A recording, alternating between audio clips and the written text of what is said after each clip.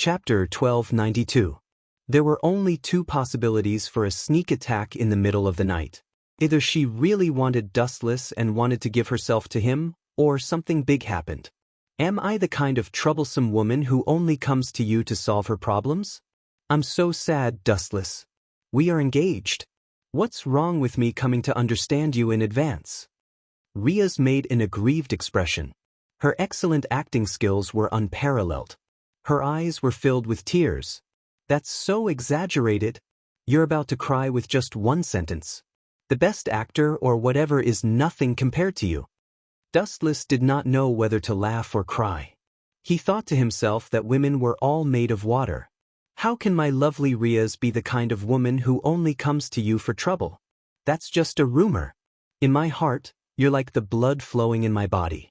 Even if I have invincible strength, leaving you will only lead to death. Dustless smiled flatteringly. His flattery was very treacherous. Women were meant to be coaxed and tricked. Tell me, why is your mouth so sweet? It's like you've eaten honey. Did you do something dirty behind my back again? Riaz asked with a straight face and a very serious tone. On the surface, Riaz's arms around Dustless's neck were even stronger. She had already covered Dustless's entire face with her huge breasts. Of course not. Dustless denied it immediately. He felt a headache coming on to Riaz's intuition that seemed to have seen everything with her own eyes. That's not right. Why do I smell another woman in this room? Riaz looked at Dustless suspiciously. Her gaze became even deeper, as if she could see through a person's heart. Dustless's face was unnatural. He changed the topic and asked, "What's the matter in the middle of the night? Don't tell me you're really here to communicate with me and experience the feelings before marriage." If that's the case, you know what I mean, Riaz. Dustless smiled ambiguously as he purposely raised a certain important part of his body, gently teasing Riaz's delicate legs. His face, however, had a mischievous smile. Riaz's face flushed red as she glared at Dustless. She no longer kept him in suspense and said, "My mother and father want to see you, their future son-in-law. They are very curious about your deeds. My brother Sazax is also very interested." Riaz revealed her intentions and looked at Dustless expectantly. So it's to meet the parents. Dustless was enlightened. He glanced at Riaz and nodded in agreement. He also yearned for the legendary underworld, especially Riaz's family. Moreover, it was inevitable for a son-in-law to meet his future mother-in-law. Ever since I forcefully took Eulifia away, we haven't met again, and she seems to be avoiding me. Sometimes I would send someone else to inform Lise of something. In his mind, the beautiful girl in maid attire appeared again, and Dustless's eyes began to drift. I'm right in front of you, and you're still thinking about other women. Damn it. Riaz snorted in dissatisfaction as her hand reached for Dustless's waist, and then did a 360-degree turn. Ouch, that hurts. Dustless yelped in pain as he looked into Riaz's clear eyes, and said angrily in his mind, I can't say that I was thinking about having sex with your sister-in-law, Eulifia. Riaz, help me massage my back. Perhaps it was because Tianai and Shima had been fighting for too long, but Dustless felt a chill all over his body. Looking at Riaz, who was barely covered, he also lost interest. You really know how to enjoy yourself? Riaz shook her head. Despite her words, she very considerately followed Dustless's instructions. Time flew, and after a few hours, the sky in the distance was already turning bright. The warm light chased away the bone-chilling darkness, and everything was in a state of prosperity. Dustless, it's time for your morning exercise. The girl's crisp voice sounded like she was enjoying herself, and there was even the sound of footsteps going up the stairs. Oh no, it seems to be Aisha. Riaz immediately opened her beautiful eyes, and there was a flash of panic. She was still sleeping with Dustless in each other's arms. If Aisha saw this, it would be terrible. Hurry up and tell Aisha to stop outside and not come in. Riaz pushed the sleeping Dustless hard, hoping that Dustless would say something to stop Aisha. Let her be. Dustless turned his body, and with his back facing Riaz, a sly smile appeared on his face. Thinking of Aisha's weird personality, He couldn't wait for her to come in and catch them in the act. You. Riaz pointed her finger at Dustless, and looked at Dustless's unyielding face. She couldn't help but get angry, and a dark red magic wave appeared all over her body. Just as she was about to use the magic circle to leave, it was already too late. Bang! Aisha broke through the door, and Riaz, who was about to leave naked, came into view. Aisha, the minister and Dustless are really cunning, hiding it from Aisha. I want to join you guys. The weather had been a little hot recently, and Aisha didn't wear much, so she took off her jacket, revealing her naked body. Then, under Riaz's shocked gaze, Aisha jumped up and pounced at Dustless. Aisha, don't be so impulsive, what if you hurt yourself? Dustless saw this and quickly stood up. He was very excited, and his face was full of concern, afraid that Aisha would fall, but in his heart he was thinking, damn, good jump. Chapter 1293. Of course, Riaz knew what Dustless was thinking. She naively thought that Dustless was afraid that Aisha would fall asleep. But seeing Aisha like this, she knew that this kid was doing it on purpose. Riaz let out a cold snort and swung her snow-white jade-like leg in a kick. Dustless's mind was focused on Aisha, and Riaz was also neglected by her for a moment. Caught off guard, Riaz sent her flying with a kick.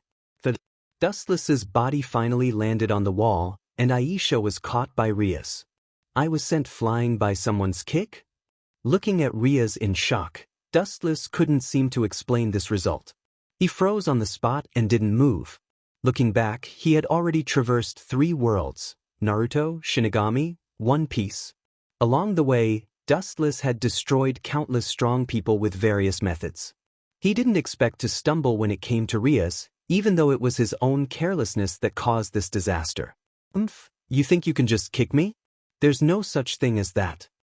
Rubbing his sore left waist, he could still see Riaz's footprints. I'm about to go to the underworld. You kicked me, so I'll be merciful and let you go this time. This grudge will be transferred to your sister-in-law. Let her slowly atone for your sins. Dustless put on his clothes, and his evil smile disappeared. Inside the Supernatural Research Department of Chariot King Academy, the members who were usually away from each other more often than not also came. Dustless also gave Riaz's face, so he sat on the sofa in a daze out of boredom. He held a thick book in his hand and looked at it. Sometimes he would nod secretly, and sometimes he would show a thoughtful expression. He was very focused and serious, reading with great interest. Right now, only he and Junai were in the department. Everyone else had gone out to do their own things. Strange, this guy always sleeps in class. What kind of book is it that fascinates him so much? Out of curiosity, Junai tiptoed and walked behind Wu Chen. His footsteps were silent. Allah. Classmate Dustless, what book are you reading so diligently? Can you lend me The History of the Workmouth Maniac? Junai looked at the exquisite pictures in the book in astonishment. All the pictures were not suitable for children. That guy Hyoto Issei forgot to take it. I was just about to burn it, but you actually came looking for me. Here you are. A hint of awkwardness flashed through Dustless's eyes as he hurriedly shifted the blame to Big Brother Cheng. After all, he was a world-renowned pervert. However, this book wasn't written by Dustless. He wasn't like Big Brother Cheng, who only knew how to fantasize. Speaking of which, when are we going to the underworld? Seeing that Junei was about to dig deeper, Dustless quickly changed the topic. I can't wait anymore. I want to pay a visit to Riaz's parents and brother. We will leave in a while. Riaz has something to do with President Song. She will leave when she arrives. Junai nodded slightly and looked at Dustless strangely. For some reason, she felt that Dustless was implying something when he mentioned Riaz's family. All right, how's Yicheng's training going? Dustless tried his best to change the topic while hiding the history of the Workmouth Maniac. Hearing this, Junai's eyes flashed with disapproval. She sighed and said, he's number 1 in the school when it comes to women, but training is really hard for him. Dustless smiled but didn't say anything. The one who was training with Hyoto Issei every day was Kiba Yudo. It was no wonder that Hyoto Issei wasn't interested. He was already jealous of Kibayudo's strong and handsome aura. Now that he was forced to undergo forced training, he was very depressed. Junai we be busy. Before Dustless could finish his words, blood-red mana fluctuations spread out. Then, a silver-haired woman with an elegant temperament and a refined demeanor, wearing a maid uniform, emerged from the magic array. Eulifia? Dustless and Junai asked at the same time. Compared to Junai, who had expected this, Dustless was much more surprised. She knew that she would run into me if she went to find Riaz, but she still came to me. She's provoking me in a different way. Last time, Dustless forced Eulifia to go with him, and the two of them stepped into the clouds together. During that time, he tortured Eulifia so much that whenever she mentioned Dustless, she would feel nauseous. Now, she actually dared to show up in public. Dustless didn't expect her to do so. My lovely. Oh no, my esteemed sister-in-law. The harsh words almost made Eulifia choke and fall down. Even if she covered it up perfectly, Dustless could still see the anger and embarrassment in her eyes. That was a slip of the tongue. I mistook you for Riaz. Eulifia clenched her teeth and cursed Dustless for being shameless. How could he make a slip of the tongue? And how could he mistake a living person? It was obvious that he did it on purpose. Don't worry about it. Just pay more attention in the future. Eulifia said calmly, as if she was seeing Dustless for the first time. I haven't seen you in a while, and your temper has gotten worse. Staring at Eulifia, who was like a saintess that he could only look up to but not touch, Dustless's eyes suddenly changed. His black pupils were swallowed by red light, and the three tomo in his eyes turned slowly. He then glared at Eulifia. The world in Eulifia's eyes suddenly changed.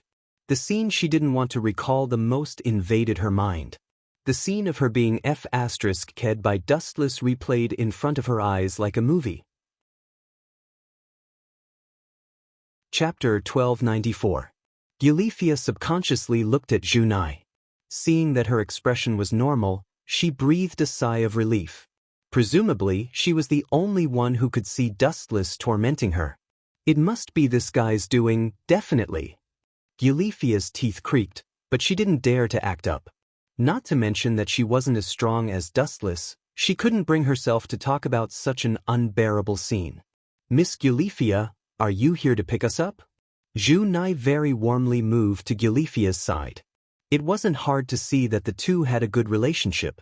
Well, a trace of bitterness flashed through Eulifia's eyes. In truth, she didn't want to come, but who would have thought that her cheating husband, Sazax, would insist that she come to pick up Dustless and the others? He was pushing his wife to someone else's bed. Go tell Riaz's family to get ready. Eulifia answered elegantly, her every move exuding an air of nobility. Phew! Seeing this, Dustless's eyes glowed. The possessiveness in his eyes was almost tangible. Dustless had seen countless beautiful women. His harem was full of beauties. But someone like Eulifia, whose every move was elegant and graceful, was rare.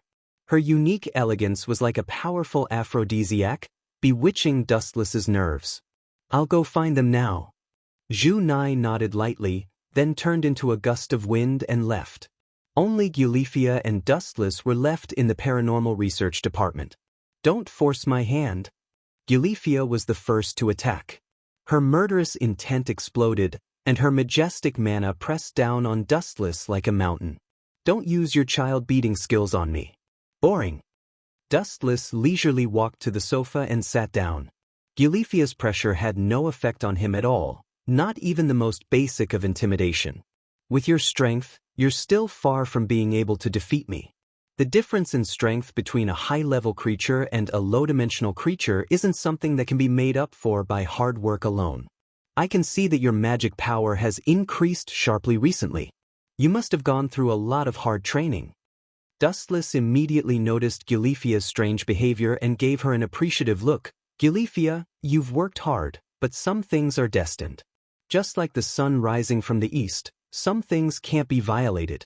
That's all you'll get if you follow Sazax all your life. What are you trying to say? She had to admit that Dustless was right. The gap between them wasn't something that could be overcome with hard work alone. Ah, you still don't understand? I've already said so much. Dustless sighed and walked up to Gilifia. He lifted her chin with his thumb and said frankly, "It's simple. Be my woman, and I can give you power comparable to a god." Gilifia felt as if she'd been electrocuted. Recalling how Dustless had ruthlessly ravaged her, she opened her mouth to refuse, but her throat seemed to be choked by an invisible hand. She couldn't speak at all and could only stare blankly at Dustless. "Silence means you're agreeing." With a gentle smile, Dustless casually pulled Gilifia into his arms. "No, I'm not agreeing. You're cheating." Coming back to her senses, Gilifia struggled with all her might. Powerful magic waves broke out of her body as she tried to push Dustless away with her own strength. But she was destined to be disappointed. Dustless's body was like glue that stuck to Gilifia's body. She couldn't push him away no matter what she did. Just what kind of monster is this guy? Gilifia was exasperated. She was already a mother, but she was still being hugged by Dustless. She was so embarrassed that she wanted nothing more than to find a hole to hide in. "Don't try to guess where I came from. Knowing my actual strength will only make you feel more despair. Remember, Gilifia, the truth is always painful, and reality is always cruel. Ignorance is bliss, and the more you know, the more boring your life will be." Dustless's long speech left Gilifia in a daze. She agreed with Dustless that ignorance is bliss. Sometimes, the more you know the better. "I didn't expect you to..." "Bastard, let go." Gilifia, who'd just been looking at Dustless in a new light, felt the small hands roaming around her body. Her face turned red, and her last good impression of him vanished in an instant. "You want me to let go? What kind of joke is this? Riaz kicked me in the morning. As her sister-in-law, it shouldn't be too much for you to repay her for kicking me, right? You two have a deep relationship, so it's fine to be considerate of each other." Dustless's expression showed that it was only right. Not only did he have no intention of stopping, he even increased the strength in his hands. That's the logic of a robber. Gilifia almost vomited blood. "It's clearly between you and Riaz, so why are you taking revenge on me?" Dustless smiled at Gilifia's complaints. Just as he was about to have a deeper conversation with her, a group of uninvited guests arrived. "TSK, you ruined my plans. I'll find you in the underworld. You can't run away anyway." Seeing that Riaz, Junai, and the other members of the Supernatural Research Department had all arrived, Dustless gave up on the idea of conquering Gilifia. She could run away, but she couldn't run away. He was about to visit Gilifia's home, and there would be more opportunities then. "Everyone, are you ready? We're going to the underworld now." After tidying up her messy clothes, Gilifia returned to her cold and untouchable self. Chapter 1295. The underworld was a gathering place for demons. It was vast and boundless, and countless families had taken root here. Among them were the demon kings, who were extremely powerful. "Is this the minister's home?" Hyuga Issei stared blankly at the majestic building before him. The castle under the sun looked especially sacred and majestic, and this was only the location of the villa. If there were other places like the garden... All in all, Hyuga Issei's knowledge of the place had been refreshed. The underworld? It's just SOSO, nothing special about it. Dustless appeared to be very calm as he glanced at the majestic castle. He was not a country bumpkin like Hyuga Issei. Back when he was a celestial dragon, the castle he lived in was similar to this. "Riaz, is there some kind of important occasion today? Why is it so grand?" The villa was decorated with luxurious cereal ornaments. There were also a large number of servants who were busy decorating the garden. It seemed that they were very busy. "I'm not too sure about that." Riaz expressed that she did not know. She subconsciously looked at Gilifia, and she was sure that Gilifia knew the reason. Gilifia's neck turned. Although she sensed Riaz's questioning gaze, she kept her mouth shut. "You're still keeping me in suspense. This is a serious crime, Gilifia." Dustless shrugged. When he laughed, his whole body moved, making him look very wretched. Gilifia, who happened to see this, felt a chill run down her spine. She instinctively moved away from Dustless and approached Riaz. "Thank you for your hard work, everyone. Go in and rest." Eulethia raised her right arm elegantly and showed her signature professional smile. Perhaps she only felt safe when she was with Riaz. "Ah, so these are Riaz's family?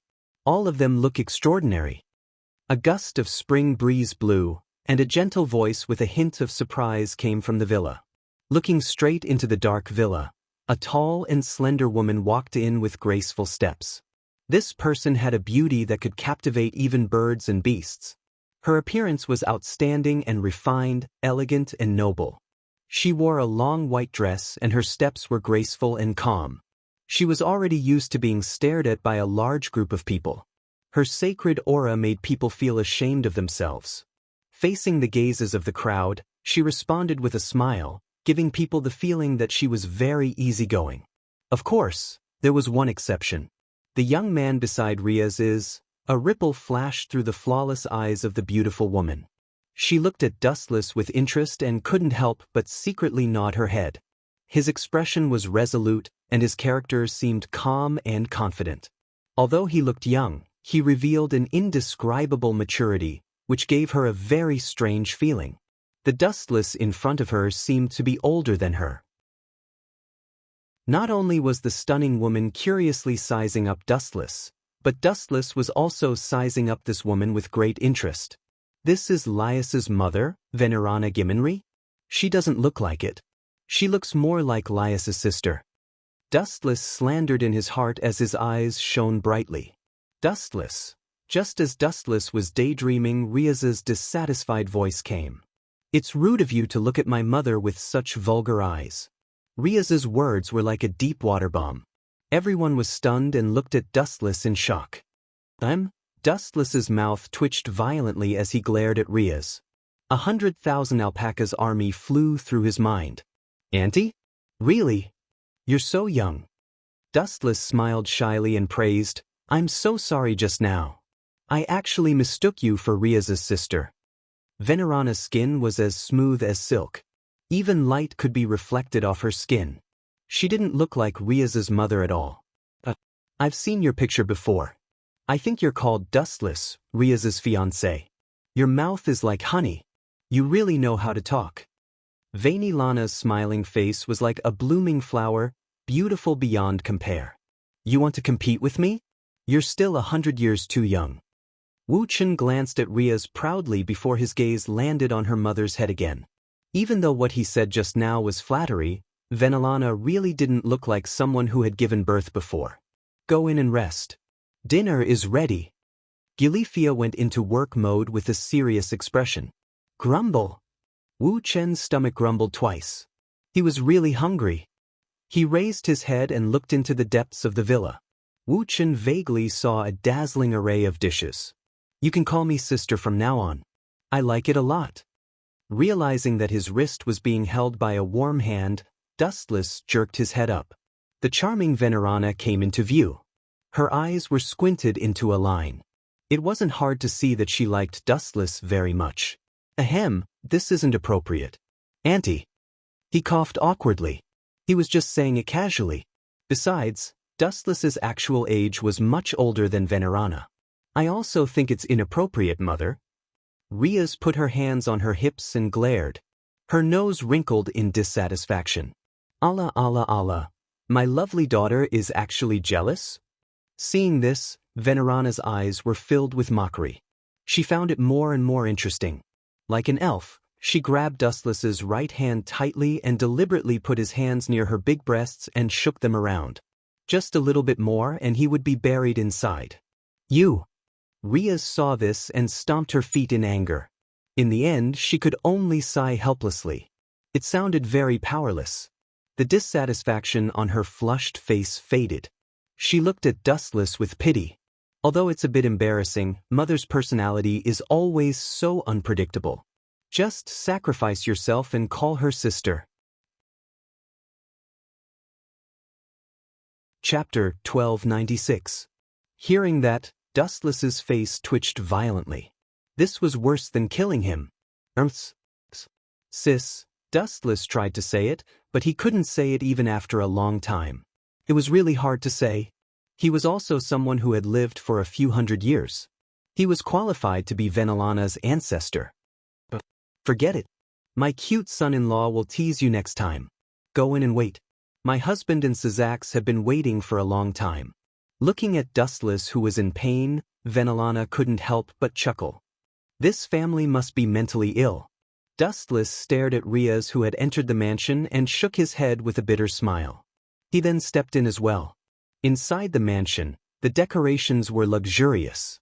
The spacious room was filled with a group of servants. They were all women. Although they were not as eye-catching as Riaz and Venelana, they were all beauties. Gulp. The corner of Hyoto Issei's mouth was like the overflowing yellow river. His saliva flowed for 3,000 feet. His eyes were filled with the dazzling Yuelong tribe. How should I call you? You have to call me sis. Should I call you little brother then? It feels like a good match. The name Dustless is too unfamiliar. Venelana walked to Dustless elegantly. She lowered her chin and looked at Dustless thoughtfully, as if she was looking for a suitable name. It's normal to feel unfamiliar when meeting for the first time. Dustless complained in his heart. He was speechless about Riaz's mother. Why don't you call me? I'll call you Chinkuan from now on. Venelana didn't give Dustless a chance to speak. She swore, this name is much better. It suits my future son-in-law very well. Hearing that, Wuchen raised his eyebrows slightly. When he was about to refuse, he thought of Venelana's unpredictable temperament and decided to leave it at that. It was hard to guess the thoughts of this weird hot mom. Speaking of which, Chinkuan, what do you think about the situation in the demon realm now? Venelana suddenly changed the topic and asked with a serious expression. Demon world? Dustless couldn't help but stare blankly. It was said that women's thinking was leapfrogged, and now it seemed to be true. Just a moment ago, she was still acting like a flirting little girl. Now, she was suddenly talking about the situation of the fiend realm. Dustless really didn't know how to react for a while. This has nothing to do with me. I have no interest in intervening in the battle between demons, fallen angels, and angels, Dustless replied calmly with a stern expression. Your thinking is somewhat naive. Venelana blinked, and her soft voice made people involuntarily believe her. When a matter escalates into a serious problem that the whole world has to face, do you think you can still stay out of it? Dustless raised his eyebrows and fell silent. What Venelana said was indeed a problem that could not be ignored. It was fine if you did not provoke others and lived a quiet life, but could you be sure that others would not provoke you? Needless to say, this was impossible. I'm no different from joining the struggle of this world. I have no interest in the struggle between the various factions, and I have no interest in knowing more about it. Dustless reiterated his principle again. If people don't provoke me, I won't provoke them. If people provoke me, I'll pay them back 100 times. But if some people have ideas about me and my friends, then I can only be forced to raise my butcher's knife again and clean up this world. Looking straight ahead, his indifferent eyes were full of contempt for everything. His magnanimous tone showed no fear. He knew that there were countless gods in this world and countless powerhouses, but this was not a reason for Dustless to be afraid. Moreover, it was not like he had never defeated a god before. You're so young, but your heart is already so black. Venelana pretended to be afraid, but there was a satisfied smile at the corner of her eyes. Dustless was very much to her liking. He was strong, but he was low-key and happy to be ordinary. He had his own principles for everything, and he would never back down. She sincerely felt that Riaz had found a good husband. Compared to Rizel of the Phoenix family, Dustless was like a god descending from the heavens. At the same time, for some reason, Venelana felt a little jealous. Dustless was young, and his future was limitless. Especially now that he had the strength to laugh at the heavens, his future potential was immeasurable. In this world where the strong preyed on the weak, the strong were favored by everyone. During dinner, the luxurious dining table was filled with a dazzling array of food, and the aroma in the air was enough to whet one's appetite. Riaz, Dustless, and her family were all present. On the main seat sat a red-haired middle-aged man and Vainilana. Other than that, there was a young man beside them who attracted the attention of no car. He had the same red hair as Ria's, and his handsome face was very gentle. The faint smile on his face gave off a very approachable feeling. He was one of the 4 demon lords, and Ria's brother, Sazax Gimli. Obviously aware of Dustless's observation, Sazax looked up and smiled politely, very serene and sunny. F***ck, don't be like that. I'm the one who made you a cuckold. You're smiling so kindly, I have a feeling that you'll give Gulifia to me. Dustless complained in his mind. At the same time, he sneaked a glance at Gulifia. The latter also had a conflicted look on her face, full of uncertainty about the future. Everyone lowered their heads and ate in silence. The atmosphere was a little awkward and depressing. Just when everyone thought that they were going to brush it off, Ria's father opened his mouth, and what he said almost made Dustless's head explode. Not just Dustless, everyone looked at Ria's father in shock. Chapter 1297. When do you plan to marry my daughter? Also, that young lady from the Phoenix family, I think her name is LaBelle, your personal maid. The Phoenix family has agreed to marry her to you. I hope that you two can get married soon. These words were like a storm that could destroy the world. Everyone, including Wu Chen, was thunderstruck until they were charred on the inside and tender on the outside. Bastard, my goddess is gone just like that. God damn it. Issei Hudu wanted to cry, but no tears came out. His glass heart was shattered. Not only did he snatch away Ria's, who everyone admired, but now he did not even let LaBelle go. I strongly object. Ria's reflexively stood up as if she was following her instincts. When she came to her senses, Ria's face was filled with shock and disbelief. What's wrong? Ria's father asked. Anyway, I can't accept him marrying 2 women at once. I have to be the first. Ria's, who was at a loss for words, casually found an excuse. In fact, when she stood up, she did not know why, but she felt very uncomfortable. What do you think, Chinkuan? Ria's mother, Venerana, looked at Dustless with her serene eyes. She held her cheeks with her hands, looking forward to Dustless's answer. Hearing this, Dustless, who could not find an excuse, was speechless. It did not matter whether LaBelle married him or not, because LaBelle was Dustless' personal maid now. No one could take her away. Marriage was just giving her a status. From a certain perspective, this was more like an olive branch from the Phoenix family. Rissel Phoenix had personally experienced Dustless's strength. Knowing that LaBelle could not come back, she might as well marry Dustless directly. At the same time, she could also make Dustless owe her a favor. Any time is fine. Dustless naturally would not reject a beauty throwing herself at him. He secretly gave Ria's father a thumbs up. Since it's decided, let's put this matter aside for now. I have something to ask you. The main character, who had been silent all this while, finally spoke.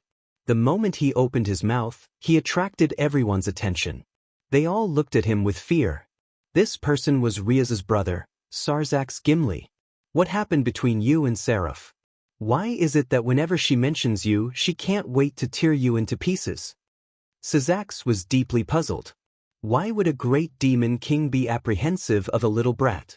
He really did not understand. So it's this stupid matter.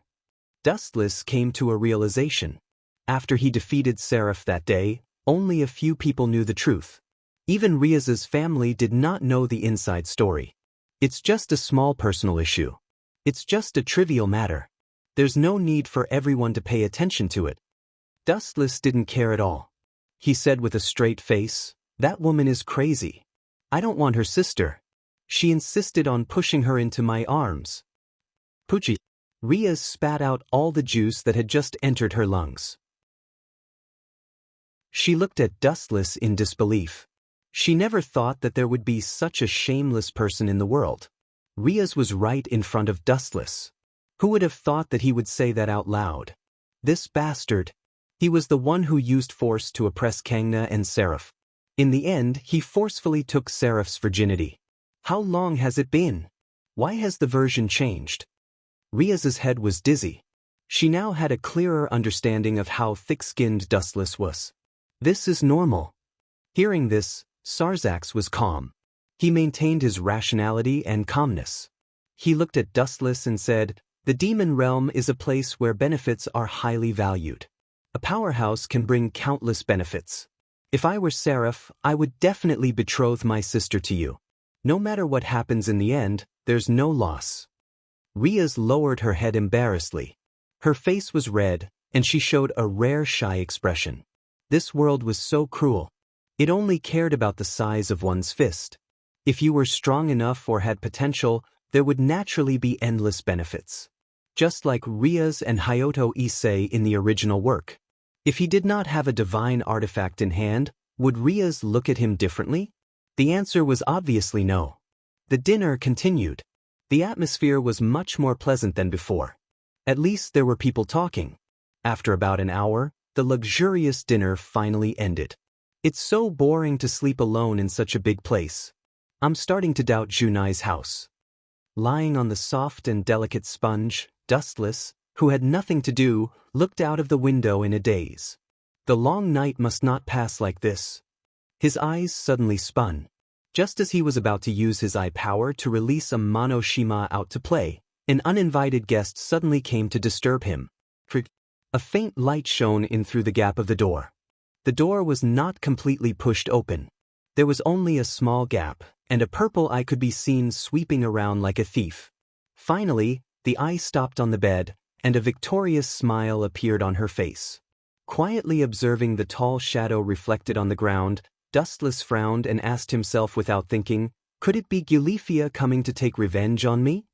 Dustless only offended Gulifia at the moment. As for Seraphil, she probably treated Dustless as a maleficent existence. You don't learn your lesson at all. Since I'm bored, I'll tease you. Realizing that Gulifia might come looking for trouble, Dustless's dull expression disappeared in a flash, and a faint look of anticipation appeared on his face. The weak gap was completely pushed open, revealing a graceful figure. The sudden visitor was wearing white lace pajamas. Her aura and taste were worlds apart from Gulifia's. Gulifia has silver hair. Dustless was confused. Looking over, he was stunned when he saw who it was. Riaz's mother, Venerana. Chapter 1298. For some reason, Venerana was wearing pajamas, but in Dustless's eyes, it was clear as if it was transparent. Every part of Venerana's body was clearly exposed to his eyes. What are you doing here in the middle of the night? Dustless raised his eyebrows as he thought about Venerana's intentions. Without a doubt, Riaz's mother was very impatient and very smart. Dustless's domineering attitude made it impossible for her to be hypnotized. There must be some kind of secret. Ahem! Sensing the strange atmosphere, Dustless had to speak up. You're not asleep? Venerana was stunned and a little surprised. I was going to pee, but I didn't expect to run into you. May I know why you're here in the middle of the night? Dustless gave a lame excuse. Venerana wanted to say something but stopped. Sneaking into her future son-in-law's place in the middle of the night, no matter what the reason, especially when Venerana was wearing simple pajamas. If someone saw her, the consequences would be unimaginable. Clenching her teeth, Venerana said with determination, I hope you can make me stronger. I'm willing to give up everything. Everything? Hearing this, Dustless's eyes flashed with realization. He finally understood why she was wearing simple pajamas, and this kind of transparent one. Venerana sacrificed her body to feed the hungry wolf. Tell me your intentions first. Glancing at Venerana, Dustless was not as anxious as expected. His tone was as calm as water, without any fluctuations. Although he did not mind giving Venerana powerful strength, he had to at least understand the process. It's very simple, I hate the current family. Venerana showed an annoyed and even hateful expression. Her fists were clenched tightly. Are you talking about the Gimli family? I see that you're living quite comfortably now. Dustless said with a hidden meaning. Venerana's eldest son, Sazax, was one of the demon kings. Her daughter, Riaz, was also a proud child, and she also had a grandson. He really could not see why Venerana was dissatisfied. That's a bit far-fetched. Hearing this, Venerana smiled sadly and said with a bitter tone, "In the Great War several hundred years ago, the demon realm suffered an unprecedented blow. The battle between the three factions caused large-scale destruction. Countless pure-blooded demons fell in that war, and pure-blooded superior demons were even rarer. At that time, as one of the members of the Bar family, I was forced to marry into the Gimli family to ensure their bloodline." "I see." Hearing this, Dustless revealed a look of understanding and guessed, "What do you want to borrow my power for? Destroy the current house of Gimli?" "That's not it." Venelana shook her head decisively and sat beside Dustless. She looked at him affectionately and said, "I just want to obtain the power to control my own destiny. Although my son, Syzax, is one of the demon kings, I believe that there are people in this world who are stronger than him. In the words of you humans, this is called preparing for a rainy day. For this, I can give up everything." Venelana took the initiative to get close to Dustless's face. After blowing a mouthful of hot air, she looked at the lower part of Dustless's body. "Didn't you just say that you want to pee?" Venelana suddenly changed the topic. Her smile was a bit strange.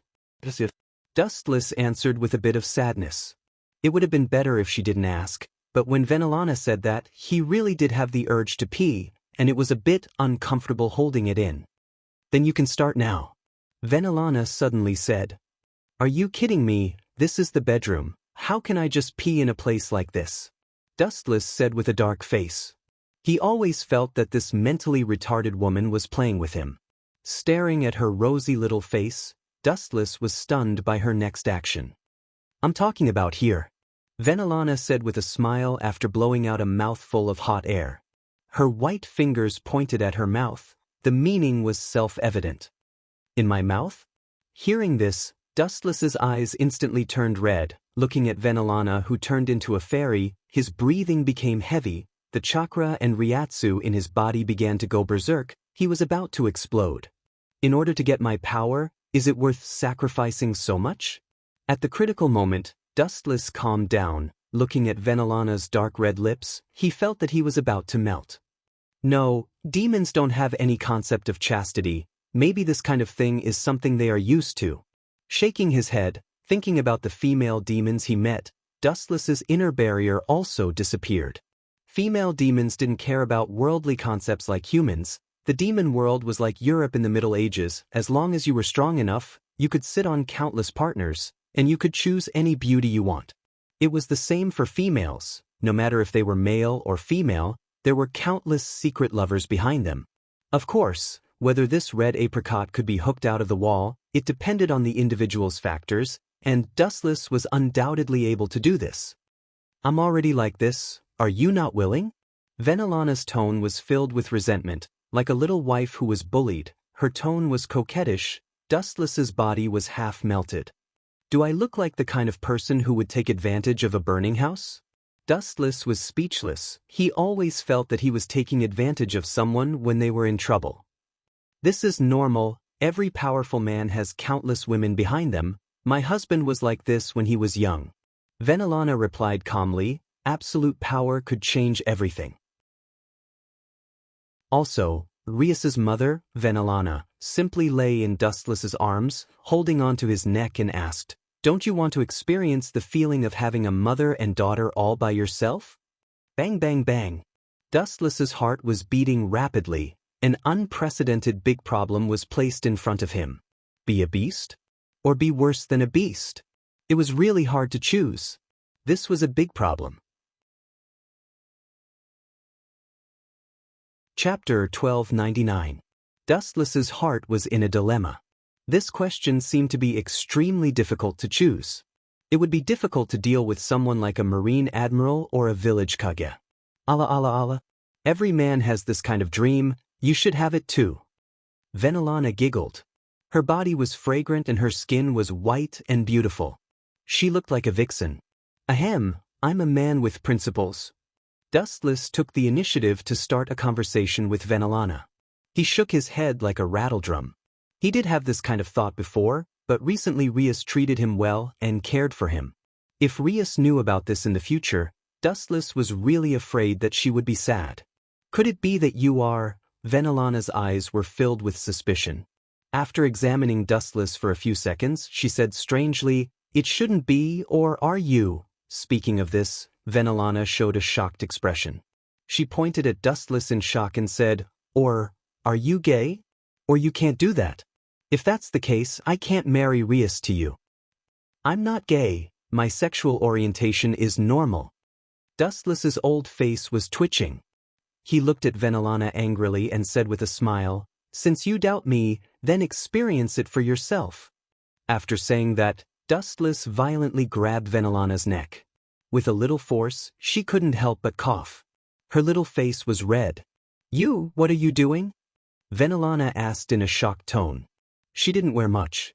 It was just a nightgown, and it was transparent white. The high frequency of shaking made Dustless feast his eyes. "I need to pee, so I'll use your mouth as a toilet. You said before that you would be my toilet for free. This is a once-in-a-lifetime opportunity, so I can't let it go.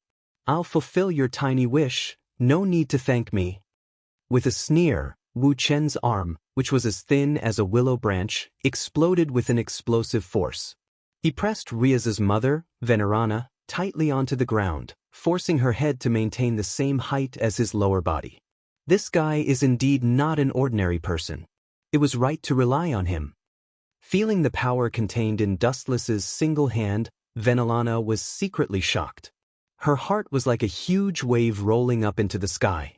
Everything she said before was to trick Dustless and test his strength. If he couldn't do it, she naturally wouldn't lose herself to Dustless. There are no fluctuations of magic power. Is it just pure strength? Feeling the hand grabbing her head, Venelana confirmed it again and panted like a cow. Why was Suzuka's so outstanding?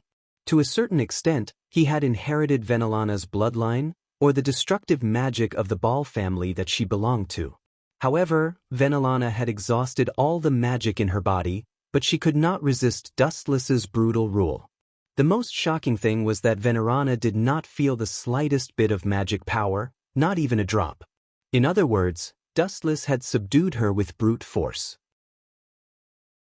"Is he really human?" Venelana said in disbelief. This kind of absolute power definitely did not belong to a human. At the same time, Dustless was not a demon, a fallen angel, or an angel. Could it be that he is some god or some unknown demon king?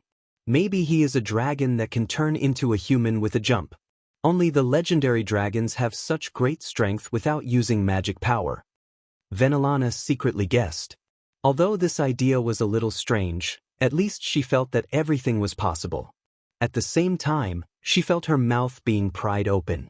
Dustless glanced indifferently at Rias's mother, Venelana, and said leisurely, "Thank you for your hospitality." Time passed quickly. After spending most of the night with Venelana, Dustless was so tired that he fell asleep. Venelana, who was whipped full of holes by Dustless, did not leave. She decided to spend the night beside Dustless.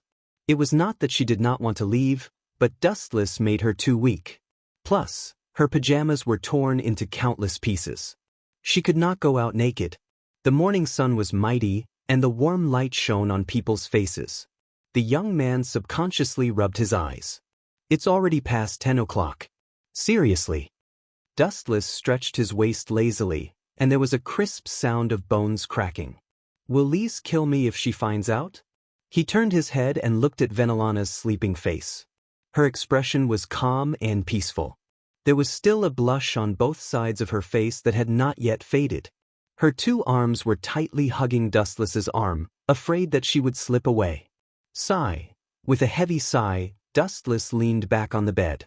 Thinking about how things had turned out to be like this, although Dustless felt guilty towards Rias, he did not know why he did not regret it at all. Instead, he felt very excited. How can I make her stronger? Hogyoku doesn't seem to work. For a weak creature like a demon, the Hogyoku will explode. Since he had taken Rias's mother Venelana, Dustless had to be responsible. At least, he had to make her stronger. I can let her eat the devil fruit. Dustless's eyes flashed, and he thought that this plan was feasible. He used to collect a lot of devil fruits in the One Piece world, and there were still a lot of them in the system that had not been eaten. He could also give them to Rias and the others. What's the matter? Wu Chen frowned as he felt the warm air coming from behind him. Suddenly, the quilt moved. He turned his head and saw Rias's mother, Venerana, looking at him with a smile. What should I call you now? Chunkuan? Cute son-in-law? Venelana pursed her lips and smiled without saying anything. Dustless also smelled the scent of conspiracy. Chapter 1300. When Venelana chose to show herself, Dustless knew that other than her strength, she had some kind of secret that could not be told. Dustless did not think that his charm would be enough to make Venelana fall head over heels for him. Knock, knock, knock. There was a hurried knock on the door, and a familiar voice sounded. Are you still not awake? The sun is almost up. Is this Rias? Dustless and Venelana looked at each other and saw the panic in each other's eyes. Although he really wanted to test this mother and daughter pair, it was not the right time yet. You hide first. Venelana hurriedly put on her clothes. This was also because Rias had found out that she was having an affair with her future husband. Venelana shuddered at the thought of it. She looked around and searched for her clothes at the fastest speed in her life. However, Venelana sadly discovered that her pajamas had long been torn into pieces by Dustless's beastly nature. Hide me? Is there something wrong with your head? This is my bedroom, and the one hiding is also you. Dustless said with a dark face. Just as he was about to let Venelana hide under the bed, he heard a creak. Rias had already pushed the door open, and there was a small gap. I'm coming in, Dustless. Pushing the door open completely, Rias smiled and walked in elegantly. There seems to be a special smell. Rias frowned and looked suspiciously at Dustless, who was embarrassed. After sniffing the air twice, Rias's eyes became serious, and she said with certainty, It seems to be the smell of a woman, and it's very familiar, it's mother. Dustless's face darkened, and he said sternly, Don't talk nonsense. Do I look like that kind of person? I'm just joking. Even if you are, mother isn't. Rias's face broke into a smile as she pursed her lips. After saying that, Rias glanced under Wu Chen's bed and scanned the surroundings from the corner of her eyes. She felt relieved when she sensed the dead silence around her. T, she's the one who came to meet me. Dustless complained in his mind, but he asked casually, Is it time to go back? Class is the day after tomorrow. Rias sat beside Dustless. I was hoping that someone would train Ichij and increase his strength. Who knew? Dustless did not say anything, but he laughed in his mind. How could Ichij have any motivation? His harem was all taken care of by him, and now he was gloriously upgraded to a commander without an army. After breakfast, Dustless and some people from the Paranormal Research Department went to the territory of the Gimli family.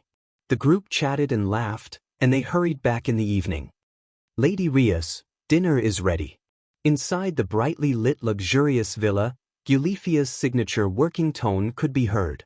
Lady Venelana and Zhu Nai frowned when she noticed that Rias's parents and brother were absent from the dinner. Sazax and the others are very busy. Please forgive us for not being able to entertain you during the dinner. Gulifia bowed and apologized. Her every move was professionally trained, and her expression was meticulous. Phew, Brother Cheng let out a sigh of relief and sat down. He looked at the dazzling array of dishes and wiped his hands, drooling. He was starving after a day of wandering. That's boring. Hearing that, Dustless crossed his legs. He had thought of many new positions to test with Venelana, but the female lead was missing, and looking at Gulifia's serious expression, it was doubtful that she would even come back at night. Please enjoy, I still have something to do, goodbye.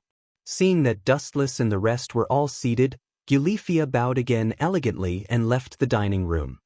Rias, my stomach is not feeling well. I ate too much during the day, so I'm going to take a rest, Dustless said tiredly with a pained expression. Too much. Rias smiled and waved her hand helplessly. Got it? Go get some rest. Sleep early and wake up early. We have to go back to Horse King Academy tomorrow. Senpai, you ate too much? A doubtful voice came, and the naturally naive kitten's expression changed to one of disbelief. Junai and Aisha also looked at Dustless in shock. As for Issei, he was wolfing down his food and ignoring Dustless. Brother Cheng hated this person who ruined his harem dreams. It was no wonder that they were suspicious. Dustless only ate a small amount of food when they went out to play today. These guys are too troublesome. Dustless could only admit defeat. I'm not used to this place, and my stomach has been hurting for the whole day. I also ate something with a strong oily taste, and now I feel nauseous. You guys don't want me to pee and pee everywhere, right? Leave now. Everyone said with disdain. Thud, thud, thud. Messy footsteps came from the corridor. Gilifia, in her maid outfit, was no longer as sacred and inviolable as before. She turned into a stream of light and pounced forward with a serious expression. Ms. Gilifia, you seem to be in a hurry. Where do you want to go? I'll take you there. Just as she was about to rush out of the mansion, a flash of light blocked the corridor. Dustless?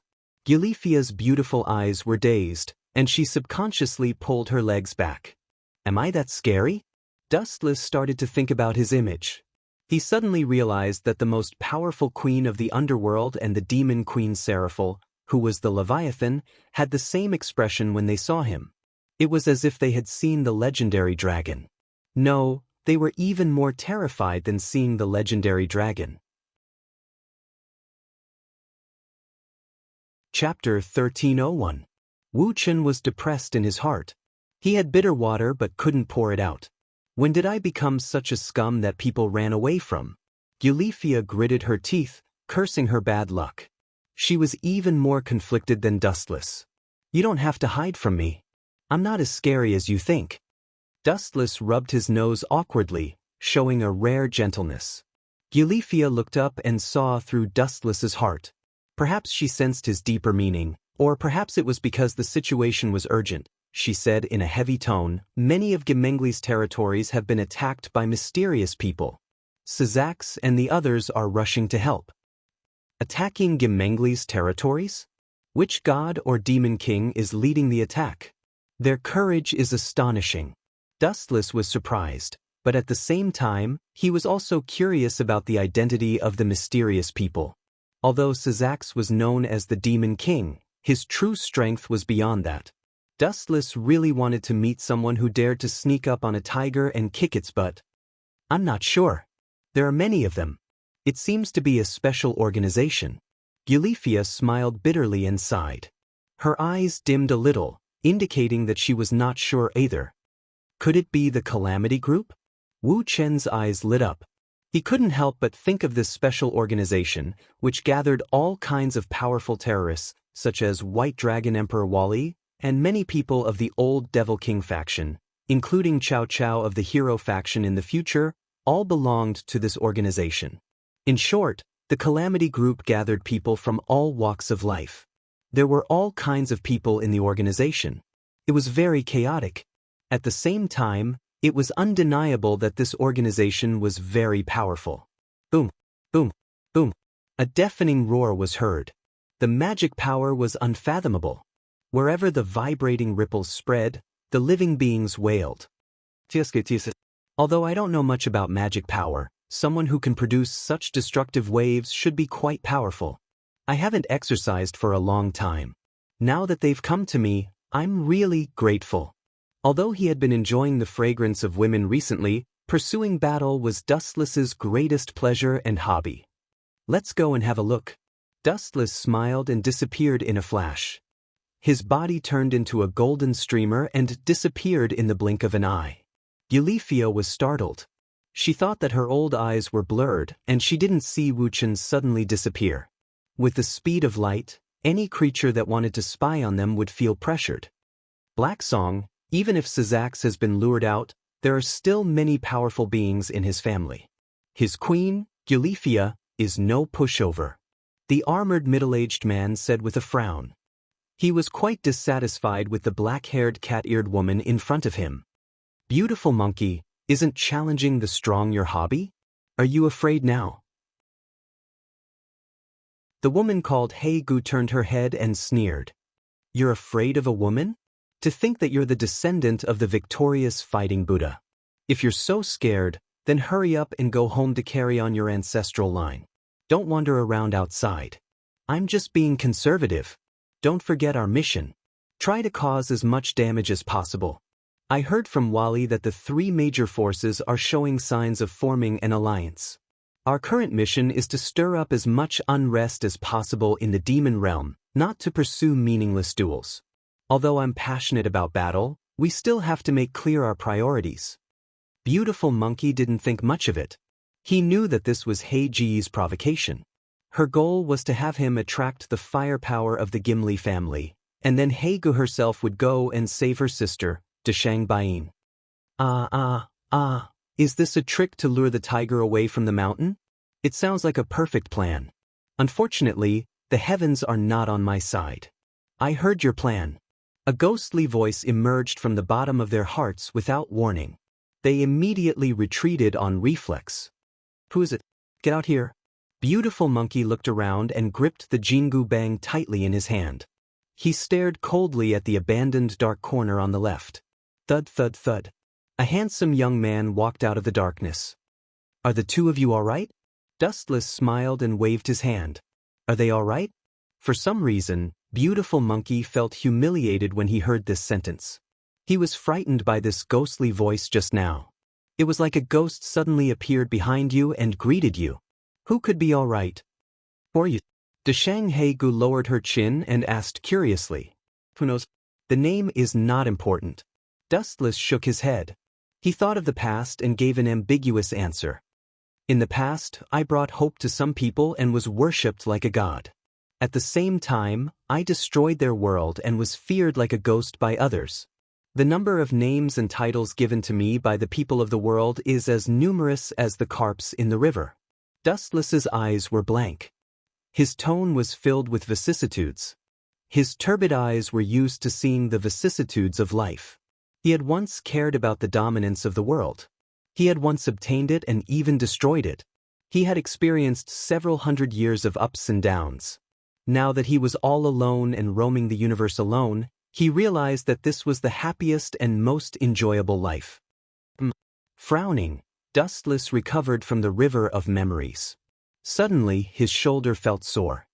He opened his eyes and saw that the clothes on his left shoulder had already been torn apart. His right arm was exposed to the air. What's going on? I was fine just now. Dustless muttered to himself. He was lost in his memories and didn't notice the changes in his surroundings. The Beautiful Monkey's mouth was wide open, so wide that a large rock could be stuffed in. Black Song, who had been standing beside him for a long time, also had her beautiful eyes wide open. You idiot! At this time, a burst of angry curses came. Dustless turned around and saw that it was Gulifia. That man who looks like a monkey, didn't you get hit by his stick? Gulifia's mouth twitched. This guy was hit by a stick and didn't even know what happened. Shit, who hit me with a stick? Wu Chen reacted and scolded loudly. Just now, he only felt that his shoulder was sore. Who would have thought that someone would sneak an attack on him? Chapter 1302. Dustless was infuriated by Gulifia's stare. He was so angry that he subconsciously sank into his memories. Who would have thought that someone would dare to ambush him? Even if you did, you should have used more force so that I wouldn't notice. Monkey, did you go easy on me? Black Song of Taching approached the pale-faced monkey and asked. Although I didn't use my full strength, the force just now was enough to shatter a mountain. Monkey took a few deep breaths to calm himself down. He looked at Dustless in shock and guessed, is this guy's body made of meteorites and diamonds? Quietly sizing up Dustless's white and flawless skin, Monkey nodded in agreement. It was as white as diamonds and even glowed. Let's retreat for now. That silver-haired woman is not to be trifled with. Taking a deep look at Gulifia, the Beautiful Monkey then glanced at Dustless, who had a faint smile on his face as if he was sizing up a mouse. Although he was unhappy, he still chose to retreat. The mission was the most important thing, and personal grudges should be put aside first. Let's retreat. Black Song of Tachin glanced at the castle in the distance, his bright eyes dimming. You want to leave after beating me up? With a flash of light, Dustless appeared behind Monkey. However, this guy seemed to have eyes on the back of his head. Without even looking, he swung his staff at Monkey. Bam! Dustless's body was instantly scattered into a large number of photons. That's all there is to it. As long as I take it seriously, what are you so proud of? The photons that were wandering around recovered and recondensed into Dustless's body. His face was full of anger. Just now, it was almost the same as the soreness in my shoulder. It was indeed you who sneaked an attack on me. Eulethia giggled, cursing Dustless for not being serious. At the same time, she was shocked by his strength. He's neither a fallen angel nor a demon nor an angel. His body doesn't seem to have any magic waves, so he should be a human. But what's with his body structure? How can a human become so strong? You're courting death. The beautiful monkey flew into a rage. His body erupted with astonishing strength as he leapt up. Eulethia, I'll leave that cat-eared girl to you. Don't hurt her. Eulethia was stunned. Dustless's voice suddenly rang in her mind. So many strange abilities. Eulethia sighed with a complicated look in her eyes. She didn't know whether to rejoice or regret her relationship with Dustless. Boom boom boom. Eulethia's mana went berserk and chose to do as Dustless wished. Brat, you have angered me. You must pay the price for your arrogance. The beautiful monkey floated in the air. He stood on a cloud and stared down at Dustless with an arrogant look in his eyes. It had to be said that as the descendant of the victorious fighting Buddha, the beautiful monkey did have the right to be proud. The only sad and pitiful thing was that the person he was courting death against this time was also a fiendish person. Bzzz bzzz bzzz. The golden hooped cudgel in the monkey's hand rapidly enlarged, from the original cudgel to an exaggerated heaven-supporting divine pillar. It was thousands of times larger than before. He swung it around, and wherever the enlarged golden hooped cudgel swept past, ripples would appear in the void. It was as if as long as the monkey waved it gently, the mountain would collapse. How sad! Glancing at the beautiful monkey, Dustless's interest waned. He wasn't on the same level as the monkey at all. He had no interest in fighting. Dowbreakers 90, Black Coffin. Deep in the clouds, countless black lights poured down. The curved black lights were like the bright moon, sparkling and translucent. The beautiful monkey didn't feel anything. He looked down at Dustless arrogantly and continued to enlarge the Jingu Bang in his hand. He was so angry that he wanted to smash Dustless into meat paste to vent his anger. Up there, silly child. Pointing at the pure black wind blade in the sky, Dustless didn't know whether to laugh or cry. This guy had probably never experienced failure before.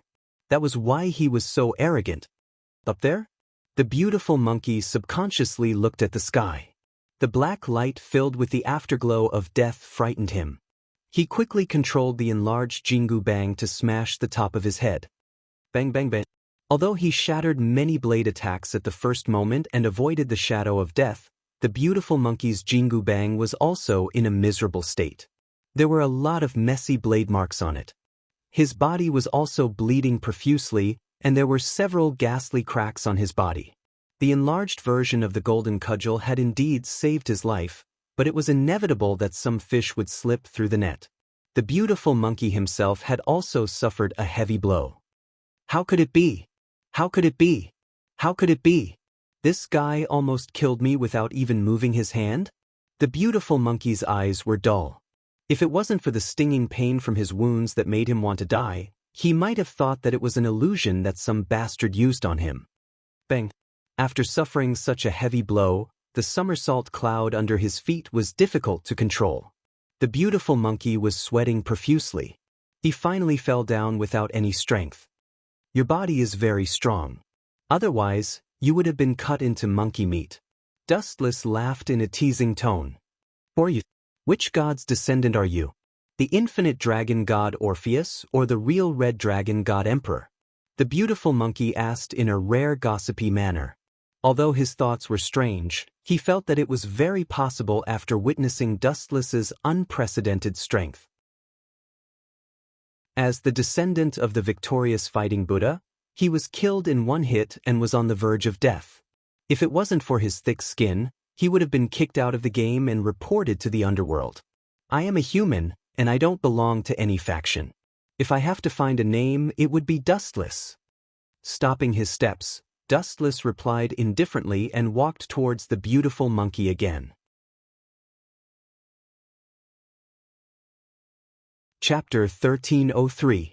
The monkey's head was burning, and cold sweat dripped down like raindrops. He wanted to wave the Jingu staff again, but his injuries forced him to accept a cruel reality. Even if the enemy was on his last breath and could die with a poke, he did not have the strength to execute Dustless's death sentence. This is a joke, right? We haven't even started fighting. How did it end over there? Touching Hage glanced in the direction where Dustless and the monkey were fighting and complained angrily, "Monkey, if you want to slack off, just say so." This was too fake. He was KO'd as soon as he entered the battlefield. Fake? Why don't you try? The beautiful monkey's heart was bleeding. He looked at Dustless, who was just inches away from him, and his heart was filled with despair. He originally thought that Gulifia and Demon King Sazax were Jaimin's trump cards. Who would have thought that this great god of death was still hiding in the dark? You're not a beautiful woman, nor are you someone with outstanding strength. You have no value to me. Dustless glanced at the struggling monkey with pity. He squatted down and looked at the monkey. How about you give me a reason not to kill you? I don't need your pity. You can't kill me if you want to. He did not know where the strength came from. Maybe it was because of the explosion of his little universe, or maybe it was because he was unwilling to die. The monkey stood up again miraculously. Our race is known as the strongest battle race. The monkey raised his head, like a proud warrior. He regained his arrogant aura. Even if he died, he would die standing. Fighting is not good. Why don't we sit down and talk? I have a question for you. Dustless withdrew the energy fluctuations that overflowed from his body, and he returned to his calm and collected appearance. The endless majesty that shrouded his entire body disappeared. The beautiful monkey hurriedly fought to be the first to take a deep breath. He was afraid that Wu Chen would erupt with that earth-shattering aura again. Facing the serious Wu Chen, sometimes it was difficult for him to even breathe. Is the Red Dragon God Emperor you're talking about the strongest dragon DXD that lives in the dimensional crevice? There's also another one called Great Red? Dustless asked curiously as vague information about Great Red surfaced in his mind. What do you want? Hearing this, the beautiful monkey frowned and stared at Dustless. Noticing his interested expression, an absurd idea popped up in his mind. This guy definitely isn't curious about the real Red Dragon Emperor. He's probably as crazy as Wally. He wants to defeat the invincible DXD. Beautiful monkey exclaimed in his heart, sighing that there was still a lunatic like Wally in the world. However, who would have thought that Dustless's next sentence would make him feel like he was about to explode? I hate walking, so I need a mode of transportation. That dragon called God Emperor True Red Dragon, I think he will be suitable. Dustless stated his purpose seriously. His tone was very calm. It was not difficult to tell that he was speaking from the bottom of his heart. After a few seconds of eerie silence, the beautiful monkey suddenly screamed, This is definitely a lunatic that's even weirder than Wally. His thoughts and worldview were completely destroyed. Even his voice was stuttering. Forget it. Pretend I didn't say anything. Look at you, you don't know anything. Glancing at the petrified beautiful monkey, Dustless realized that he had asked the wrong person. Friend, don't let me see you. Dustless waved his hand and walked toward the area of Tower City where Hegu and Gulifia were fighting. What did you say? Hearing this, the beautiful monkey's face turned purple as he gripped the Jingu Bang tightly. All the muscles on his body bulged. He felt greatly insulted. Since when did someone dare to speak to him like this? Even if I die, I'll take you down with me, the beautiful monkey said, filled with hatred and determination. He didn't hesitate to enlarge the Jingu Bang. When it became as thick as a house, he waved it with all his might. Just as he was planning to smash Dustless to death, a cold voice suddenly exploded in his mind. Do you think you're still alive because of your strength and hard work? What a naive monkey. You're still alive because of my mercy. Otherwise, a half-baked like you would have been killed by me long ago. I've only let you move around for so long because I've been too bored lately. A long string of words echoed in his mind for a long time. The beautiful monkey looked at the disappearing figure in a daze and lowered his head in despair. Is the end of the world coming? Suddenly thinking of something, the beautiful monkey shouted in his heart, Orpheus can change her body at will. I heard that she used to be an old man. This guy might be DXD's original body that was too bored and came out to seek death. The beautiful monkey immediately displayed his strange thinking. He suddenly felt that his loss was not shameful. After all, he was the real divine Emperor Crimson Dragon. You're not done yet? An untimely, ear-piercing voice suddenly rang out. Parting the dense leaves, Dustless looked at Gulifia and Brother Hay, who were in a tense standoff. This time, he began to criticize Gulifia. You haven't dealt with her yet? Are you waterproof, Gulifia? Oomph. Gulifia snorted and didn't say anything. Where's the beautiful monkey? Sensing that the beautiful monkey's presence had disappeared, Heiji's expression changed. He suddenly had a bad feeling. If you don't save him, he might die in a few minutes. Being attacked by Breaker 90 is no small matter. Dustless sat on the grass calmly, as if he wanted to see the world in chaos. But it seems like you don't have a chance to save everyone. There's a female demon in front of you, and behind you. Who are you calling a female demon, you bastard? Gulifia was so angry that her silver hair stood on end.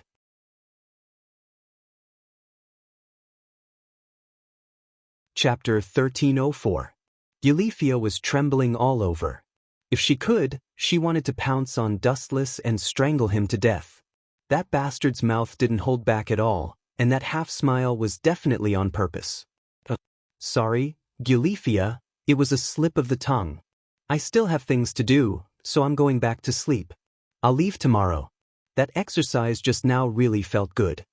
Wu Chen moaned comfortably to the sky. Then he turned around and left without saying goodbye. Where's the monkey? Aghast.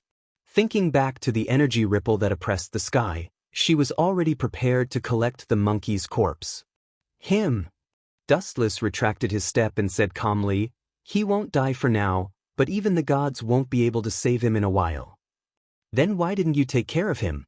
The monkey is the descendant of the victorious fighting Buddha. If you don't take care of him now, he'll be a huge problem in the future. Gulifia scolded and suddenly changed directions, as if she wanted to finish off the monkey for Dustless. Take care of him? There's no need for that. If he can grow to my level one day, I'll even burn incense and pray to the heavens for mercy. Dustless's words left Gulifia and Taching He dumbfounded. You want to nurture an enemy to kill you? Gulifia asked in shock. She cursed the lunatic in her mind and warned seriously, that's nurturing the enemy. As Riaz's, sorry, but I'm not Riaz's kin. Dustless words made Gulifia speechless. She could only stare. Dustless wasn't Riaz's kin, so he didn't have to listen to the Gimli family's orders. In any case, let them go. Dustless took a deep look at Gulifia, then swaggered off. You think I'll let them go just because you said so? What a joke. Like you said, I'm not your kin, so I don't have to listen to your orders. Gulifia retorted sarcastically as her demonic energy surged. These people were related to the future of the fiend realm, and as the wife of the demon king, she could not let them go. Hee, so you don't agree? That's fine too. I'll go tell Syzax right now. I believe he'll definitely. You win. Gulifia rushed to Dustless's side like a gust of wind, glaring at him with her gem-like eyes. If it weren't for the fact that Dustless's strength was unfathomable, and that she knew that she wouldn't be able to shake him even if she went all out, she would have definitely fought without any regard for her life. Her name is Taching Hegu. She is Kitten's older sister. Without further explanation, Dustless said as he walked, she's my teammate sister, and she's not a bad person. You want me to kill her? Sorry, I really can't do it. Are you sure? Eulifia asked suspiciously. She always felt that Dustless had a tool that could foresee the future, as if he knew everything. I don't think that's the only reason. Glaring at Dustless, Eulifia said meaningfully, they're sisters, and they're both quite pretty. Don't you want them for yourself? Hearing that, Dustless frowned and shook his head. He said decisively, there are as many beautiful women in this world as there are grains of sand in the Ganges. If I like any one of them, I'll have to change my kidney sooner or later. Despite his words, Dustless's heart was itching. He and Kitten had been in the same environment for a long time, and even if they didn't have a so-called emotional foundation, they would develop feelings for each other over time. Moreover, Dustless had always been sympathetic to the sisters, and he was just fooling Eulifia. Otherwise, he would have been called the peerless sex demon, or godly worker king who defeated Hud Issei. At the same time, in another direction. Monkey, how do you feel? Dashang Heigo looked at the shocking wounds on Monkey's body and couldn't help but feel a chill. Some of the wounds on his abdomen could even see his internal organs, and his intestines were almost falling out. She quickly found a bandage to wrap Monkey's wounds to prevent blood from flowing out. How do you feel? I saw the Grim Reaper. Monkey smiled bitterly. The confidence he had accumulated over the years had completely collapsed. Idiot, if you can hold on for a while and wait for Wally to come, you can definitely hold on for a while? Don't you think your back hurts when you talk while sitting? Monkey angrily interrupted Dashang Heiji's speech and angrily scolded, if it wasn't for that man's long-winded nonsense, my fight with him would have ended in 5 seconds, no, 1 second. In reality, it ended in about 1 second. During that time, Dustless was talking nonsense and asking Monkey God Emperor Jin Red Dragon's location. He's very strong? A strange magic formation suddenly flashed in the sky, and then a curious voice came from it. A mysterious figure in silver armor appeared. You're injured quite badly, Monkey. His tone fluctuated and became more serious. Then, the armor on his body disappeared, revealing a handsome silver-haired youth. Not only am I injured, he's not interested in me at all. Otherwise, I would have been dismembered. Monkey angrily punched the ground, his expression full of unwillingness. Seems like he's very strong. Wally's eyes lit up. He was not interested in anything. His greatest joy was fighting and defeating Jin Red Dragon God Emperor. Then what's his purpose? What's his name? Wally wanted to know more about Dustless and continued to ask, to be able to defeat you so easily, he must be a world-famous figure. I think he's called Dustless. He's a human. His purpose? He said that he wanted to capture Jin Red Dragon God Emperor as a tool. Chapter 1305. Hearing this strange idea, Wally, who rarely had any emotional fluctuations, was stunned. Then, he felt a stinging pain on his old face as he realized that Dustless was deliberately going against him. My life's goal is to defeat the real God Emperor Qi Long, the Great Red DXD. Yet, that brat who appeared out of nowhere actually wants to capture the real God Emperor Qi Long to be his mount. Doesn't that mean that I'm only worthy of fighting against his mount? Wally's mouth twitched and turned constipated. This was equivalent to slapping him in the face. That guy seems to be Lise Gimenri's fiancé, Taching Heij added. Lise Gimenri's fiancé? The heavens have been kind to me. I heard that my old enemy, Qi Long Divine Emperor Hyoto Issei, is Lise Gimenri's relative. When the time comes, I'll wipe them all out. Wally's eyes were cold. Regardless of the beautiful monkey's injuries or the fact that Dustless had slapped him in the face, he had to get back at them. The next morning, Lise and Dustless left the underworld and were on their way to Colt King Academy. Although the sudden commotion yesterday had brought a lot of trouble to the underworld, it was the kind that was dispensable and had almost no effect. After all, the current Demon King Syzax, as well as Seraphil and the others, were not incompetent. Inside the Supernatural Research Department of Colt King Academy. Master, please enjoy. Dustless was sleeping comfortably on the sofa. LaBelle Phoenix was wearing a black maid outfit. Her blonde hair was lying quietly on her waist. She did not move at all. She was very standard. Not bad. Dustless nodded in satisfaction as the tea entered his stomach. His mouth was filled with sweetness, and there was an endless aftertaste. Dustless was a freak in the supernatural research department. Most people drank coffee. Only Dustless liked this kind of tea that was bitter before sweet. It had unknowingly become a habit. You should have received the news. Putting the tea set on the table, Dustless turned to look at LaBelle and said bluntly, "The Phoenix family agreed to betroth you to me a few days ago." Libel nodded and did not feel too much about it. Even without this sudden engagement, she knew that she would be Dustless's plaything for the rest of her life. LaBelle did not reject the idea too much. Descendants of large families like hers were usually sacrificed in marriages, such as Riaz's marriage to her brother. Dustless was more despicable and filthy than some of the other hedonistic sons, but he was impeccable in other aspects. At the very least, it was very safe to be with him, and he had absolute strength to protect her. It's good that you're aware." Dustless rubbed his palms and looked at LaBelle with sparkling eyes. He reached out his right arm and grabbed her. LaBelle was like a rabbit lying in Dustless's embrace. Her weak strength was negligible to Dustless. "You want to do that kind of thing here?" LaBelle's little face was red, and her heart was beating rapidly, as if it wanted to jump out. "Why can't I?" Dustless asked with a smile. He felt that it was very appropriate. Chakra rolled in his palm and vibrated slightly. LaBelle's maid outfit burst open, and her jade-like left arm was exposed. Dustless was stunned by the sight. "Looks like I can only accept my fate."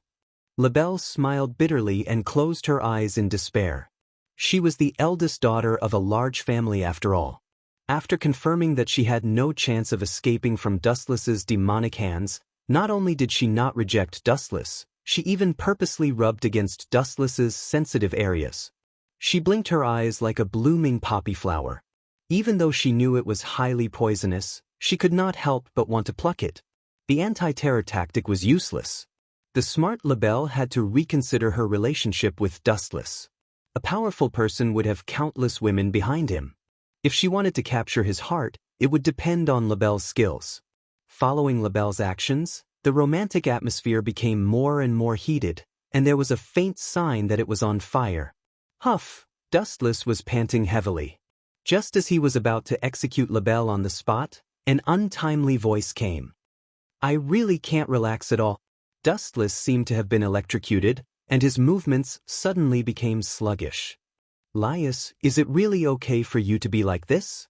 Dustless turned his head to look at Lias, who had her hands on her hips and was looking down at him from above. "You are my fiancé." Lias sat opposite Dustless with her legs crossed. Due to her sitting posture, he could still see the black fat too with his excellent vision. "Lias, he is also my fiancé," LaBelle said angrily, purposely pulling Dustless's arm into her embrace. "LaBelle, get this straight. My engagement with him comes first. There is no order in marriage." The two women fell into an intense argument. Dustless felt a headache coming on, and he decisively chose to retreat. He smiled bitterly in his heart. If the two of them knew that there were many female confidants in the system, they would not be able to have peace in the future. Grumble, grumble, grumble. Dustless's stomach growled as he did not eat breakfast yesterday and today. "Let's go have a meal first." Looking at the restaurant not far away, Dustless smelled a delicious aroma from afar, and it hooked the worm in his stomach. Since he had nothing to do, he walked into the restaurant. There are so many people. Dustless, who walked into the restaurant, was shocked to find that it was almost filled with people. There was only one seat left in the far right corner, and he had no choice but to share a table. "May I sit here?" Dustless bowed and asked the two people wrapped in white robes. Grumble, grumble. "Go ahead," one of them said while wolfing down her food. She was obviously a female, and her voice was quite pleasant. The two of them ate the food of several people. "They can really eat. I think I've seen them before." Dustless stared at the girl's blue hair, and a figure suddenly appeared in his mind. Genova.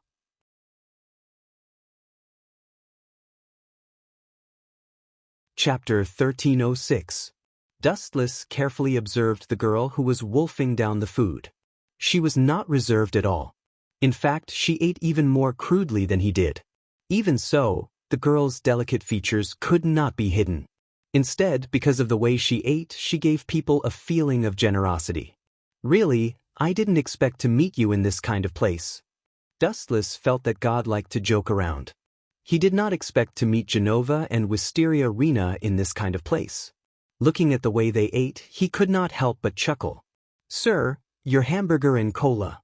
The waiter showed his signature smile and elegantly placed the food in front of Dustless. "Thank you."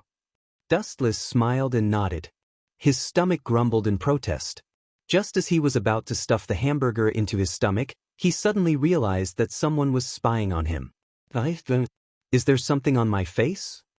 Genova and Wisteria Irina stared at him without blinking. Dustless's hair stood on end. "You're eating so much? It's shameful to waste food." Looking at the mountain of food in front of Dustless, Wisteria Rena pouted. At the same time, she leaned close to the dazzling array of food and sniffed it. The tip of her tongue could not help but bite her lower lip. "I see they're still not full." Dustless showed an expression of understanding. He pushed the extra food in front of the two and made a light gesture. "If you don't mind, let's eat together." "Good boy, if someone bullies you, tell me." Wisteria Rena, who was sitting beside Dustless, patted him on the shoulder in a friendly manner. She gave Dustless a thumbs up and said, "God will bless you." "I hope so." Dustless smiled but did not say anything. He stared at the two who were wolfing down the food. He glanced at the big sword wrapped in bandages beside Genova and asked in a roundabout way, "Where are you two going?" "I'm familiar with this town." "Chariot King Academy," Genova said as she ate. Dustless gave her a sunny and easygoing feeling. He didn't seem like a bad person, so she didn't hide anything from him. Dustless sighed inwardly. Then he volunteered with a smile. "To be honest, I am a third-year student at Chariot King Academy. If you don't mind, I can take you there." Genova and Rena stopped what they were doing and looked at each other. They could see the confusion in each other's eyes. A few seconds later, they nodded and accepted Dustless's suggestion. "All right, I'll leave it to you." Wisteria Elia smiled, and the wariness in her eyes gradually faded.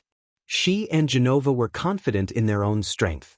If they were afraid of a normal human, then they should not be the holy swordsmen of the church. They should just go home and be porcelain dolls. Moreover, Wu Qin gave them a good impression. He was gentle and refined.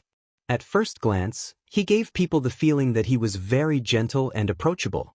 He didn't seem like the kind of person who would have bad intentions. "Thank you. If it weren't for you, Genova and I would have been detained. We forgot to bring money when we went out." Rena Ilya stomped her feet. Her face was full of embarrassment. She didn't dare to look into Dustless's eyes. Her whole face was red, and it was very cute. If Dustless didn't pay for them, they might have been detained by the shop owner to wash dishes to atone for their sins. "Don't worry about it. It's a piece of cake." Dustless waved his hand. He could have as much money as he wanted. There was a bank near Chariot King Academy. If he didn't have money, he could just go there. "Let's go together. I'm going to class anyway." Dustless smiled and shamelessly held the two girls' hands. Wisteria Irina and Genova's bodies stiffened, and an unnatural expression flashed across their faces. Just as they were about to struggle, a strange electric current suddenly spread through their bodies, and the power gathered in their arms instantly dissipated. They could only watch as Dustless left. "You still want to fight with me? I'll pay for you too. If I don't take advantage of you, then God is too unfair." Dustless laughed in his heart. He felt the delicate touch of the two girls' skin. He smiled happily and held one in each hand. It was like he was a living god. "Speaking of which, what are you two doing here at Chariot King Academy?" Dustless touched the two girls' hands discreetly as he changed the topic to distract them. "No comment," Rena Ilya and Genova said with a straight face when they talked about their mission. "You two are very principled." Dustless praised them. In fact, even if he didn't say it, he knew about Genova and Rena Ilya's mission. They were looking for Rias and hoping that she wouldn't interfere with the conflict between the church and the fallen angels. Their ultimate goal was to find the missing holy sword. "We're here." Pointing at the school in front, Wu Chen couldn't help but loosen the two girls' little hands that slipped into the satin. "We'll meet again anyway. What happened just now was good karma." Thinking about it, Wu Chen also felt relieved. This was what it meant to be fated to meet even if they were thousands of miles apart. "If you two want to find someone, you can go to the student council. Here's them." Dustless pointed at Song Na and Vice President Shinro Chuanji, who happened to pass by. Then he left without caring about the two's strange looks. "Rina Ilya, why do I feel like this guy is weird?" Genova asked as she stared at Dustless's disappearing figure. "It's more than weird. Didn't you notice? We've been led by the nose by him. Since when have I been so obedient? Almighty God, please give me an explanation." Wisteria Irina looked up at the blue sky and asked. Soon after, she realized something and said angrily, "To think that we trusted him so much. He secretly touched my hand and even aimed at my chest and legs."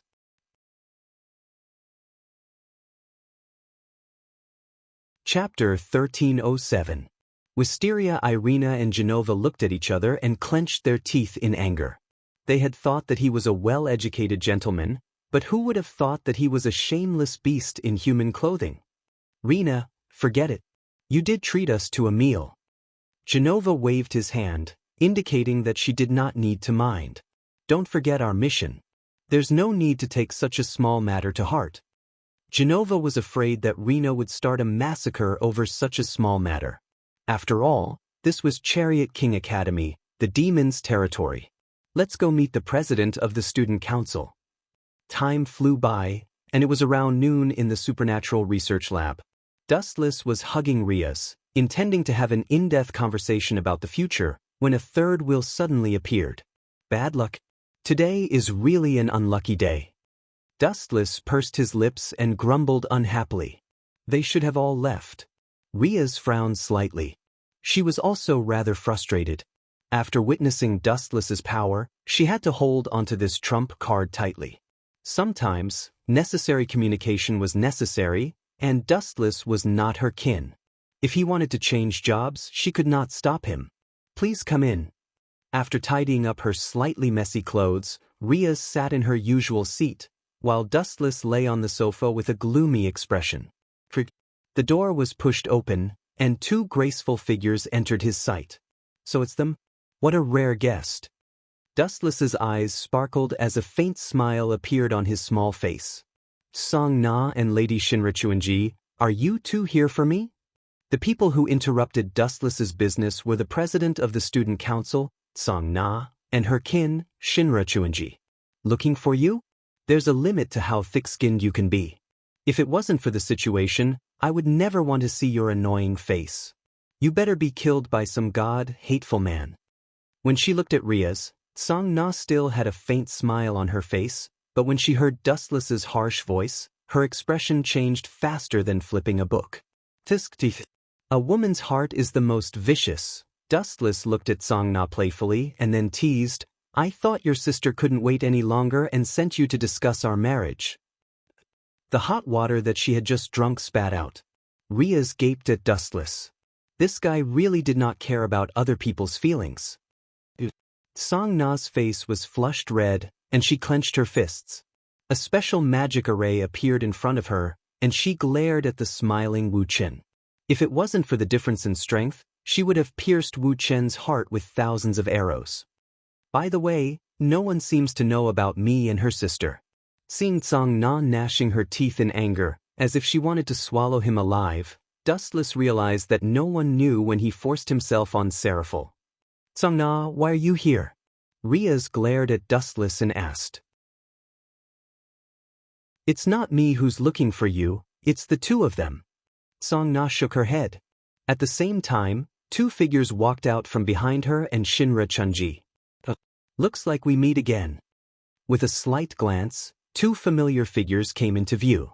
"Ladies, I forgot to introduce myself. My apologies." Dustless stood up, and his smile was like a spring breeze. "My name is Dustless, nice to meet you." The sudden visitors were Genova and Wisteria Irina. You dare to appear in front of us? Rena jumped in front of Dustless like a chili pepper, with her hands on her hips. This sudden change stunned both Riaz and Sangna.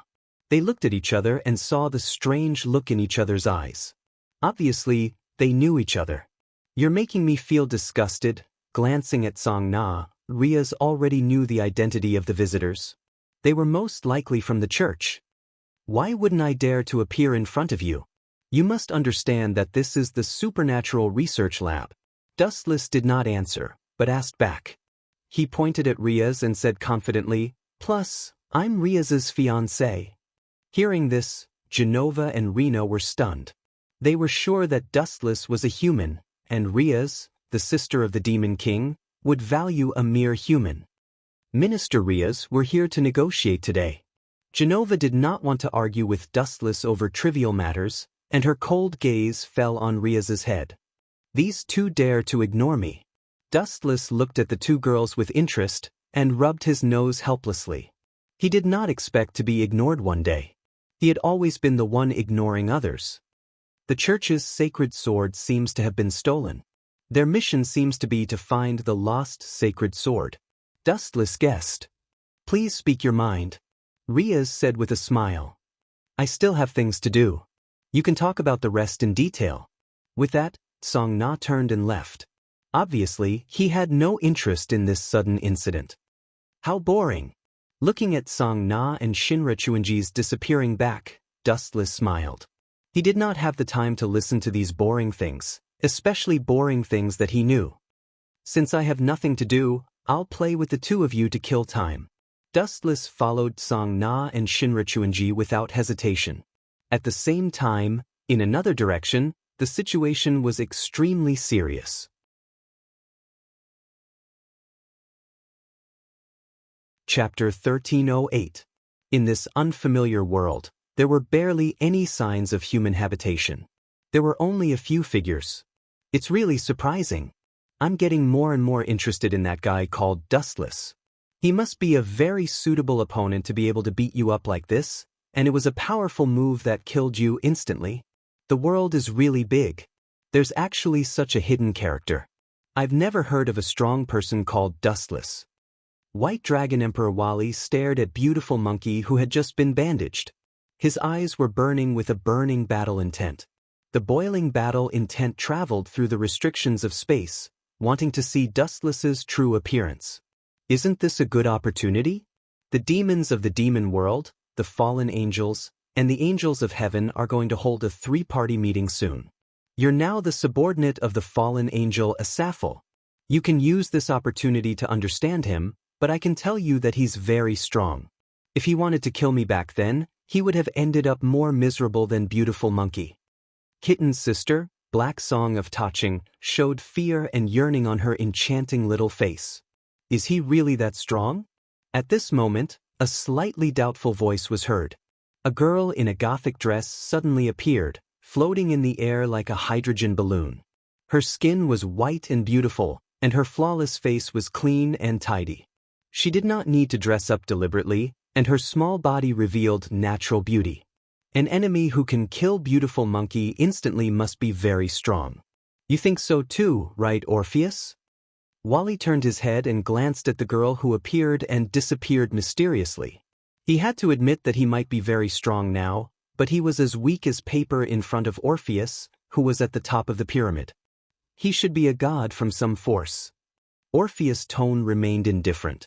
His gaze swept across beautiful monkey, who was covered in injuries, and the damaged Jingu Bang. Ripples appeared in Peaceful's eyes, and a rare emotional fluctuation appeared. He's called Dustless? The infinite dragon god Orpheus confirmed. His tone was slightly fluctuating, and Wally and the others did not hear it. Of course, I'll never forget that guy for the rest of my life. Beautiful monkey replied with a gloomy face with a hint of awe. If there's a chance, I'll go and meet him. His words immediately attracted the attention of Wally and the others. They did not expect that Orpheus, who was like a taboo in the legends, would personally take action. This was simply shameless. I feel that pulling him in to deal with the Great Red TXD is a good choice. Orpheus did not mince his words. His simple tone did not hide his intentions at all. In reality, she had the power to destroy the world, but inside, she was a pure little girl. She was not scheming at all. What if he wants to join? Taching Heigu frowned and asked. When he thought of Dustless's frivolous face, he felt that it was impossible. Dustless gave people the impression that he was not a tactful person who would give in. It's very simple. I will personally destroy him. Orpheus' adorable and delicate face did not change. She remained calm and peaceful. Perhaps this was a display of her confidence. The infinite dragon god, Orpheus, was an extreme existence that even the gods feared and trembled in fear. Its strength could be said to be invincible, and it indeed had the right to be arrogant. He will be my assistance in defeating the Great Red. Towards Dustless, Orpheus's tone was firm. If what the beautiful monkey said was true, it meant that Dustless was comparable to Wally and even had the potential to surpass him. How could she let go of such a good trump card? Kikik. Mistsong Na, why are you running so fast? I'm not a tiger. In the corridor, Dustless's teasing voice could be heard. Then light flickered. He was like a wall in front of Shinra Chunji and Song Na, staring at them with a smile. Tiger? Don't insult such a cute creature like a tiger. You are much more ferocious than a tiger. The two of them were speechless. At least tigers only knew how to eat humans. Dustless, this weirdo, not only did he know how to eat humans, but he also knew that offending him would make them suffer a fate worse than death. What do you want? Song Na asked with her hands on her hips. Recalling Dustless's arrogant words, she questioned, please don't make up stories about my sister in the future, especially when it comes to something as important as marriage. Song Na originally wanted to use Seraphil's name to threaten Dustless. However, Seraphil was defeated in the previous battle. Even her chastity was taken away by Dustless. However, no one knew about the matter between Dustless and Seraphil, including Song Na. It all depends on my mood. Facing the serious Song Na, Dustless responded with a smile. His answer was frivolous and perfunctory. Before you question others, you have to talk about other issues first. Dustless's tone suddenly became gloomy. His eyes were filled with coldness. Miss Song Na, you purposely lured those two girls here to cause trouble for me, right? Panic flashed in Song Na's eyes. Her face was red as she argued, please don't talk nonsense. I didn't know you had a grudge. Besides, it was those two girls who asked to find Ria's. Dustless looked down at Song Na quietly. He did not believe her answer at all. This girl wanted to cause a conflict between him and the church. After all, Dustless was a human, and Ria's was a demon. Even if they were engaged, they could just break the contract if something unexpected happened. By then, the church would only have Dustless as their enemy. This girl is young, but she's quite good at scheming. What a pity! Dustless suddenly moved closer to Song Na's ear. The corner of his mouth lifted slightly, revealing a faint smile. He went straight to the point. Song Na, there are some things that you don't need to quibble about. For your sister's sake, I can let bygones be bygones this time. In the future, you better stop before things like today. If something happens to me, your sister will be a widow.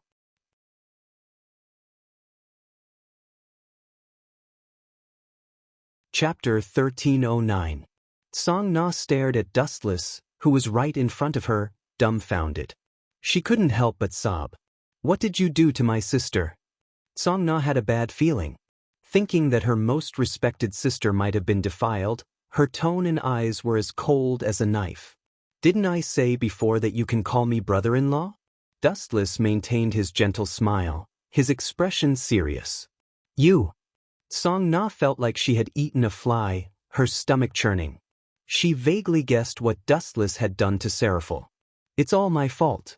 Song Na closed her eyes in despair, her heart filled with regret and self-blame. Because of a trivial matter, her sister was defiled by this beast in human clothing. She regretted it deeply. Don't put on such a pained expression, Dustless advised. Song Na's eyes were empty, as if she had been turned into a walking corpse by a soul. You still have the cheek to make sarcastic remarks? This is all your fault. A cold wind blew.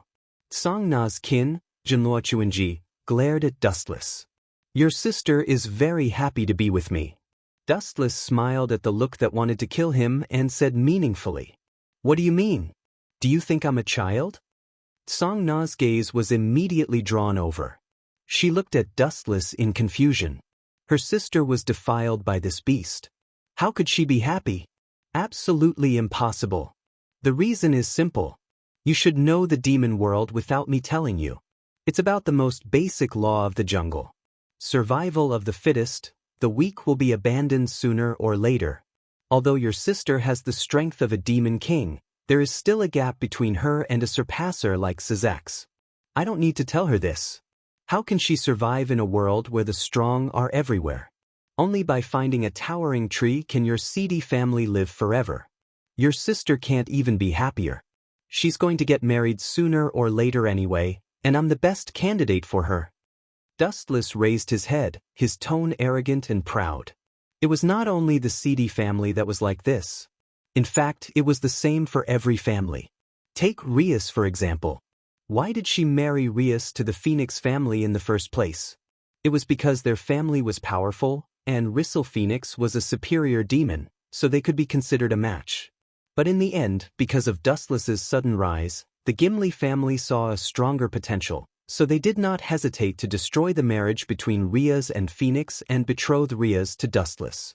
The nature of the law of the jungle was fully revealed. Big sister, are you really happy? Song Na looked at Dustless suspiciously, as if he was lying. You're mistaken about one thing. It's not a matter of whether she's happy or not. It doesn't matter. It was because she had no choice at all. Even if she was unhappy, she had to force a smile. There were too many unpleasant things in life to count. You want to create a perfect fairy tale according to your logical thinking. That was impossible. As a demon king, your sister understands this kind of shallow logic. That's why she accepted her fate and followed me. Finishing a long string of words, Dustless's lips were also somewhat cracked and dry. He moved close to Song Na's ear and said with a smile, All in all, you just need to get it clear, I'm your brother-in-law now. I'm a little tired. Goodbye. If you have any trouble, you can find me at the Supernatural Research Lab. My cute student council. No, my cute sister. Inside the Supernatural Research Lab, the atmosphere was heavy, and the smell of gunpowder was thick. Both sides were arguing until their faces were red. If someone ignited a small flame, both sides would be set ablaze and fight. The tightly shut door was gently pushed open. A cool breeze blew in, and the hot atmosphere finally eased a little. But when they saw who it was, the smell of gunpowder in the air became even stronger. Yo, you two, why are you glaring at me so fiercely? Be careful, your eyeballs might fall out. Dustless was like a magnet, attracting the murderous gazes of Genova and Rena. You, a human, are mixing with demons? You're digging your own grave. Genova reprimanded loudly. At the same time, she looked at Rias in confusion. She then circled Dustless and sized him up. Other than his good looks, there was nothing else special about him. This is my private life. You two are meddling too much. Dustless chuckled as he lazily walked to Rias's side and sat down. Our purpose for coming here is to find the missing holy sword. This is a grudge between the church and the fallen angels. I hope the demons won't meddle in other people's business. Otherwise, as the Demon King's sister, we won't let you off. Genova said sternly as he gripped the bandaged sword. How rude of you to suspect others. Are all the people from the church so rude? You have no manners at all. You're no different from robbers. Rias was not someone to be trifled with. While she retorted, she also mocked the church for being rude. The holy sword is not only the natural enemy of the fallen angels. It also plays an important role against demons. It's normal for demons to want it.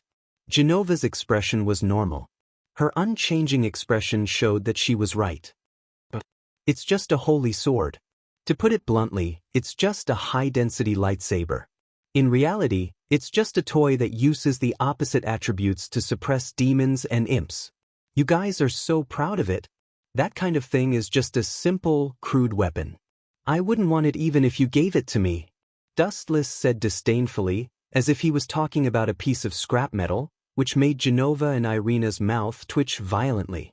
What do you think the divine weapon that we value so much is? The holy sword is not a tissue to wipe your ass.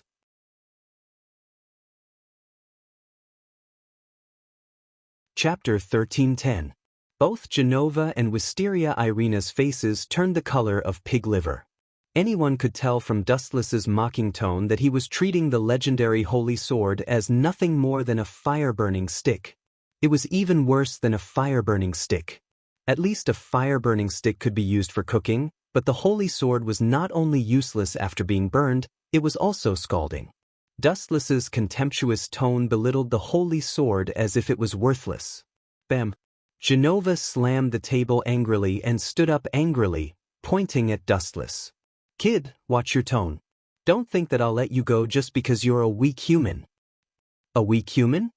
Hearing that, Riaz was amused. If Dustless was considered weak, then the powerful beings that he had killed would have cried themselves to the toilet and washed their faces with tears all day long. You're just playing to the gallery. Irina immediately labeled Dustless as someone who liked to lie. Her round lips parted. If you can take out our divine weapon, is this the divine weapon you're talking about? Dustless's palm gathered a dazzling light, and then a golden greatsword was compressed according to his will. This is, Irina's thin lips formed an O shape. Because she was too close, the light from the lightsaber reflected on her face. The holy and warm light was so comfortable that she could not help but close her eyes and enjoy it. What kind of monster is this guy? Thank goodness I was slow to speak. Irina broke out in cold sweat. She was prepared to say that if Dustless could take out the divine weapon, she would be willing to be his slave or servant. Who knew that Dustless would cut her off first, or else she would really become Dustless' servant. This was indeed a holy sword. This sword's nature energy is close to that of a sacred sword, but there's also an essential difference. Riaz was also in disbelief. As the heir of the Gimli family, she naturally understood the nature of the holy sword. Dustless's lightsaber had the same nature as the holy sword. The scorching holy light was noble and inviolable, and the sharpness of the blade made one's soul tremble. It was even better than the holy sword of the church. The only difference was that it did not have the chilling feeling of encountering a natural enemy. Who the hell are you? Genova and Wisteria Irina asked at the same time. They looked at the light sword in Dustless's hand covetously, instinctively thinking that it was something from the church. Didn't I tell you before? I'm just an ordinary human. Dustless repeated and then added, of course, if strength can ignore racial boundaries, you can also treat me as Archangel Michael. No, Dustless seemed to realize that he had said something wrong. He said calmly, you should treat me as your Lord, God. This is blasphemy. Hearing this, Genova and Wisteria Irina flew into a rage, especially Genova. Her bandaged greatsword was completely torn apart, and the holy sword was already sweeping out with its sharpness. Swoosh, swoosh, swoosh. Genova leaped up with the holy sword in hand and slashed at Dustless from a tricky angle. It was impossible to guard against. You want to hurt me with a piece of junk? Naive. Dustless lifted his eyelids and glanced at the sword coming at him from the left. He then closed his eyes peacefully. How arrogant! Seeing that Dustless had closed his eyes to face her, Genova's strength increased, and the blade of her sword was covered in a layer of scorching light. If she had only wanted to hurt Dustless earlier, she would have cut him into pieces now. Sigh, there's going to be another soul under Genova's sword this time. Wisteria closed her eyes, not wanting to see the cruel scene of Dustless being decapitated. Clang. Suddenly, a crisp sound was heard from the place where the holy sword of destruction slashed. Bright sparks flew as if the attack had hit a rock. Genova's arm was numb from the impact. Impossible, how can a human do this? Looking as far as he could, Genova roared loudly. Due to his excessive shock, his voice was piercing. Rena Wisteria also opened her eyes and looked at Dustless in confusion. The next second she was stunned as well. She was shocked by the scene before her.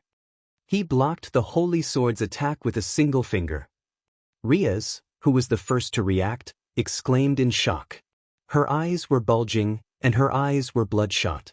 Her breathing had also become several times faster, and she was panting like a cow. Following her gaze, Dustless had one finger in front of the Holy Sword. No matter how hard Genova tried, he could not move the sword forward. Dustless's finger was made of flesh and blood, but it gave off the illusion that it was a heavenly pillar. Genova, could this guy be a spy? Are the two of you acting in a musical? But this is too fake. How can a finger be harder than a holy sword? You can't even fool a newbie like me. Bad review. Rena Wisteria, who had recovered from the shock, said proudly with a victorious smile. She was happy that she had exposed Dustless and Genova's clumsy acting. Then she stared at Dustless's head with burning eyes. Wisteria Irina decisively released her holy sword. This time, I will chop off your head and expose your terrible acting skills. The holy sword was extremely sharp, and the cold light reflected on people's faces. Their expressions changed drastically, and they took a few steps back. They instantly felt the shadow of death and the pressure. Rena Wisteria leaped into the air above Dustless's head. She gathered all her strength on her right arm and slashed horizontally. Clang, clang, clang. Rena Wisteria's hand was numb from the impact. She vaguely heard a cracking sound.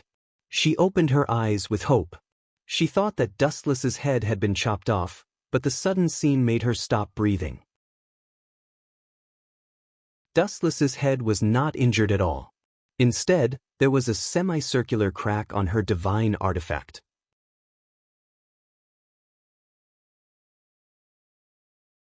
Chapter 1311.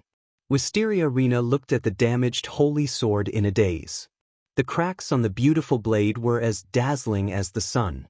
She, who had always been cheerful, lowered her head in silence, and the atmosphere fell into a strange silence.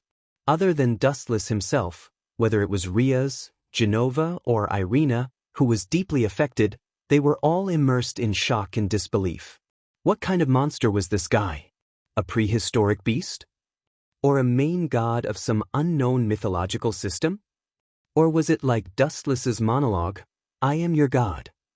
The three of them looked at Dustless, or rather at his head, trying to find a gap to prove that the holy sword was not a useless stick. But to their dismay, Dustless's eyes were smiling, and his face was as calm as a breeze. Even an idiot could not tell that he was fine. What else do you two have to say? Dustless still held onto Genova's holy sword as he asked with a calm expression. Are you really God? Oh no, you are really our Lord. Wisteria Irina asked excitedly after hesitating for a long time. Her eyes were filled with golden starlight. The golden luster that Dustless showed before was very warm and peaceful, and also had extremely terrifying destructive power. While giving the enemy lethal pressure, it could also give all things the light of hope, which was in line with the nature of the Lord's ability. The only thing missing was the angelic halo like Archangel Michael. Of course, Dustless could also use the nature of yin-yang escape to create a perfect one. Idiot, don't be fooled by him. This guy has admitted that he is not the Lord. Genova's mouth twitched as she looked at Rena, who was about to pounce on Dustless and cry. She almost fainted in frustration. Tell her you are not the Lord. Genova glared at Dustless with fire in her eyes.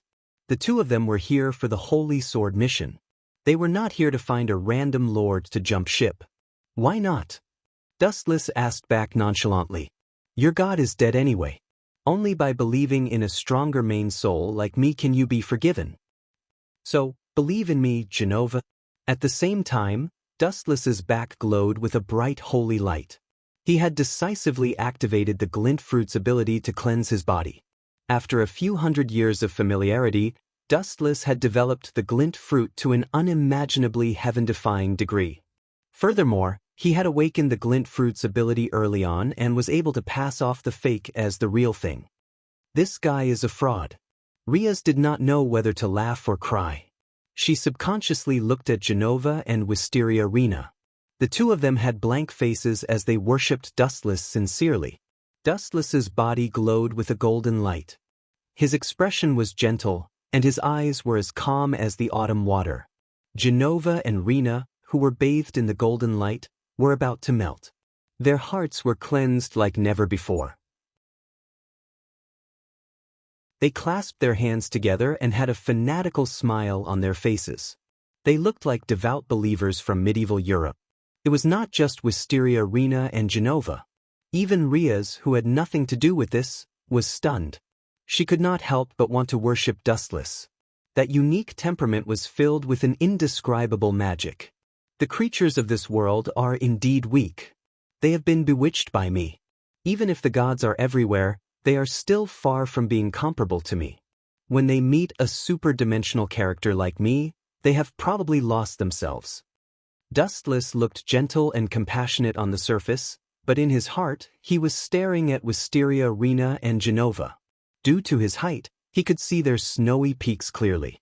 Dustless let out a wretched laugh in his heart. His eyes shone with a wolfish light. The method he used was very simple. He only used the glint fruit's ability and the Haushikuhaki's special effect. Therefore, his temperament was very contradictory.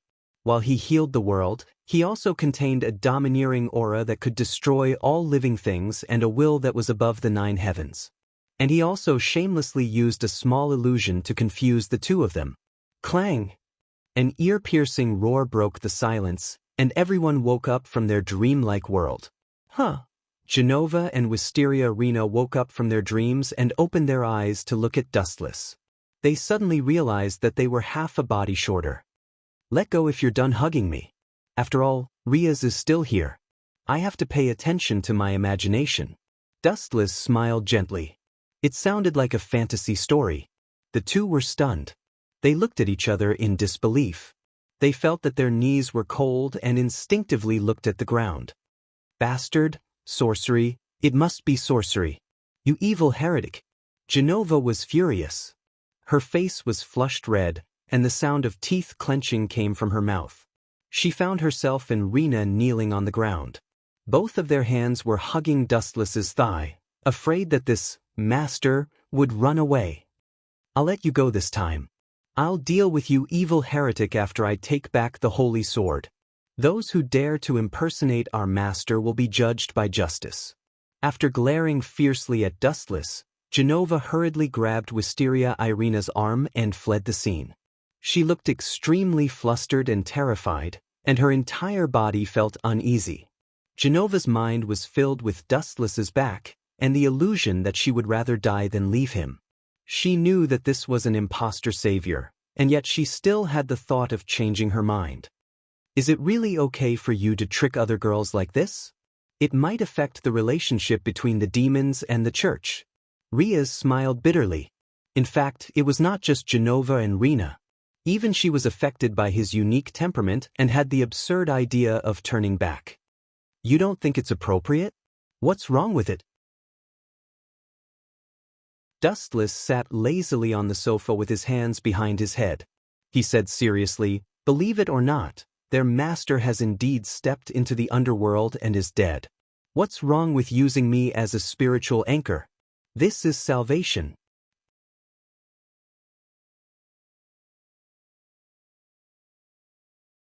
Chapter 13:12. In fact, it was not just the gods. Even the demon lords had all fallen, but this shocking news was too difficult for Riaz, Genova, and Rena to digest. It was almost impossible. Right. His eyes flashed as Dustless suddenly remembered the culprit who stole the holy sword. He turned into a golden rainbow and disappeared from the supernatural research department. Damn it, that bastard who pretended to be the Lord. Genova cursed Dustless in her heart. So what if he pretended to be the Lord, but why did he have to pretend so perfectly? Dustless's disappointed sigh came from the front. Rena and Genova were both stunned.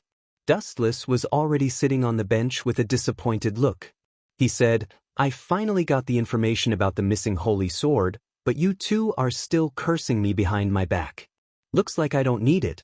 I still have things to do. Goodbye. With that, Dustless's body glowed with endless light and gradually lost its texture. It looked like he was about to turn into light and disappear. Hey, wait. Genova reluctantly opened her mouth to stop them. Although she was very happy for Dustless to disappear, she had to admit that it was impossible for them to find news of the Holy Sword in such a large town without at least 10 days to half a month, or even longer. Where did the information about the Holy Sword come from? I will thank you in the future. Genova bowed in front of Dustless. Genova still could not muster up the courage to look at Dustless. It left a shadow in her heart that she could not get rid of. Even if she had to face the elites of the fallen angels, she did not want to face Dustless. Sit down. Patting the empty seat beside him, Dustless smiled and said, the mastermind behind all of this is actually a cadre of the fallen angels, Korkabor, and a few of his underlings. I heard that a priest of the church was killed, and the one who did it was Korkabor's underling, the lost priest, Fried Saren. Ever since the last Great War, Korkabor has been bored with the current world, so he wants to start a war. After failing to snatch the sacred sword from your Archangel Michael, he seems to be up to something new this time. He plans to start a war with Colt King Academy as the center, pulling in all 3 factions and starting a fierce war. You understand it very well. Rena and Genova looked at each other and felt that Dustless did not seem to be lying. The 2 women sat on either side of Dustless. Speaking of which, are you really a human? Wisteria Rena looked at Dustless expectantly. It would have been better if she had not asked. Now that she had spoken, she immediately digressed. If you are willing to join the church, Lord Michael will definitely put you in an important position. Sorry, I'm not interested. Hearing this, Dustless shook his head decisively. Joining one of the factions meant that he might be used to participate in the war. He did not care much about things like the world, but after obtaining it, sometimes he would feel even more bored. That's a pity. Genova's eyes dimmed. In fact, she also felt that Dustless joining the church was a stock with unlimited potential. She believed that he would definitely shine in the future. I appreciate your kindness. Dustless smiled and nodded. His eyes moved slyly as he looked at the full breasts. Dustless thought that his charm was not bad, but it was impossible to make someone abandon their faith and fall for him on their first meeting. He could only ask for the next best thing. Why don't you 2 give it to a friend? There was still a long time, so he could slowly conquer it in the future. It would not be too late to talk about other things after getting on this line. My name is Genova, please take care of me in the future. My name is Wisteria Rena, please take care of me in the future. Wisteria Rena and Genova introduced each other in a friendly manner. Their tones sounded as if they had let go of their previous grudges. In the end, the 2 of them still owed Dustless. After treating them to a meal and telling them the whereabouts of the sacred sword, Genova and Wisteria Rena's impression of Dustless had also changed. After chatting for a few more minutes, Dustless told them all the details of Fried's hiding place. Only then did Genova and Wisteria Rena thank him and leave. Phew, that's it? That's too insincere. Dustless complained as he turned his head to look at the backs of the 2 girls leaving Chariot King Academy. Yeah, it's really too simple. They should at least say a kiss before leaving, right, Dustless? Hearing this, Dustless nodded his head like a chick pecking at rice, expressing his agreement. That makes sense. After all, this is the whereabouts of the sacred sword. They really did want to kiss me. Junai, eavesdropping is not your style. The gentle voice that had suddenly spoken was none other than the smiling Junai. I didn't hear you speak, but I could feel your resentment from afar. Looking at your resentful face, I could guess what you were thinking. Does this count as telepathy, Dustless? Junai was indeed a charming fairy. Every word and action of hers revealed a fatal charm. Looking at Junai, who was leisurely walking over, even though Dustless's mind was as steady as a rock, he could not help but feel a surge of emotions. Right? Where's Isha and Kitten? Noticing that the 2 of them were missing, Dustless frowned and asked. As for Issei Hudu, he was ignored. Who asked him to be a man? The people of the church were about to start a war with the fallen angels. At this critical moment, mistakes were inevitable. Dustless had promised Isha that he would take care of her for the rest of her life. It's very rude to talk about other women in front of me. As she spoke, Junai deliberately moved her slender waist closer to Dustless. Her seductive eyes were like silk.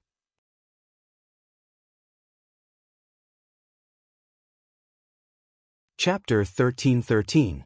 When Junai took the initiative to offer himself, Wuchen couldn't help but be stunned.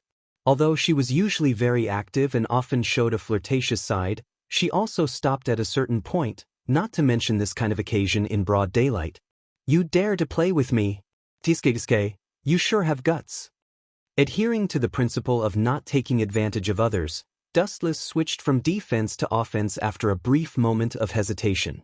He grabbed Junai with his strong arms and hugged her tightly. Because the two of them were too close, Wuchen could even feel Junai's natural body fragrance, which could provoke people to commit a crime. Especially now that she was squeezed in his arms, her proud cleavage was directly squashed. "Let go, this is Colt King Academy, not home." Junai resisted with a red face, her face full of panic. She didn't expect Dustless to suddenly attack her, especially when there were many other students around. "Not home? In other words, as long as we're home, we can have some alone time?" Dustless smiled evilly as he stared at Junai's bulging clothes. His hands reached into Junai's clothes on purpose. Slap. Junai slapped Dustless's hands away and said with a straight face, "You did it on purpose." She was just bored and wanted to tease Dustless, but she didn't expect him to take the act seriously and take advantage of her even more. On purpose? Maybe, but it would be too much of a killjoy if I just sat there like a block of wood when a beauty threw herself at me. Dustless played with Junai's hands. She didn't object, so it wasn't hard to imagine their relationship. "So warm, no wonder Riaz fell for you in just a few days." Her palms were warm, as if she was soaking in warm spring water. It was unusually calm and relaxed. Dustless's arms were like heaven. "Even I fell for it?" Junai laughed bitterly at herself. She finally understood what it meant to be together for a long time. Even if there was no such thing as feelings, as time passed, two people would fall deeply into each other's hearts. Moreover, Dustless and Junai were living together every day. Speaking of which, why are those people from the church looking for you? Suppressing the strange emotions in his heart, Junai changed the topic and tried to maintain a natural smile. What else could it be? They're always bothering themselves with some ordinary scrap metal. Those people from the church are really bored. Dustless leaned his head on the bench and said in a bored and uninterested manner, "Scrap metal?" Junai frowned and could not help but ask, "What do you think the church is? They're not a junkyard." "I think so. In any case, the holy sword is no different from scrap metal in my eyes." Dustless shrugged casually. "Are you saying that the church's holy sword is a piece of scrap metal?" Junai glared at Dustless in annoyance. He couldn't help but cry out for those who had been killed by the holy sword. His eyes darted around, afraid that Archangel Michael would suddenly jump out and strangle Dustless. In the blink of an eye, a day had passed in the Supernatural Research Department. At this moment, everyone from the Supernatural Research Department was present, except for one person, Hugh Issei. "I didn't see Yijo-san yesterday, and he didn't come to school today. It seems like he didn't ask for leave from the teacher, and I went to his house to look for him, but there was no one there." Frowning, Shiba Yudo said worriedly. Thinking of Hugh Issei, everyone felt a headache. This guy's brain was empty, and it seemed like he only had things like Appa. His training and strength were even worse.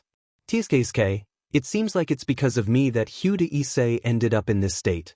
Otherwise, he would be the one surrounded by the girls right now." Dustless thought to himself and couldn't help but sympathize with Exon. Hugh Issei was still a general without an army, and all the girls that he was interested in were all in Dustless's arms. That was why Hugh Issei was still single. "Mr. Issei should be fine, right?" The kind-hearted Aisha said worriedly. Even though she had turned into a demon, she still maintained a kind heart. No, Senpai is the host of the Red Dragon Emperor's Gauntlet. He won't be that useless. Although his strength is still very weak, I think he should be able to protect himself. Kitten was still somewhat confident in Hyude Issei.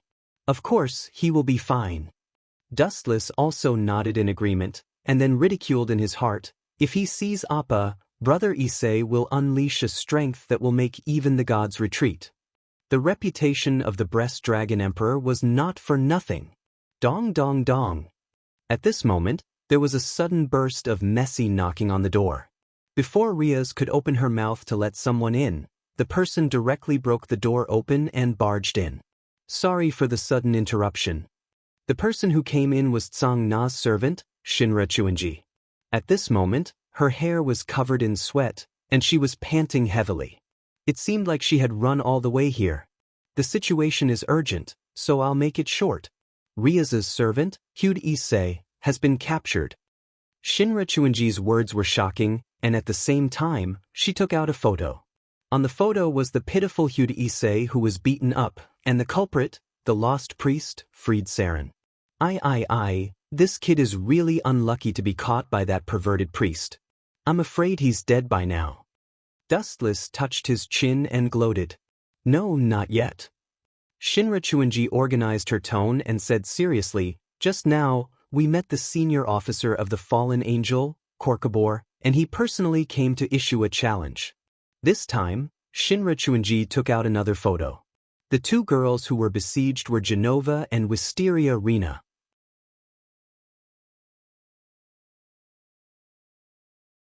Chapter 13-14.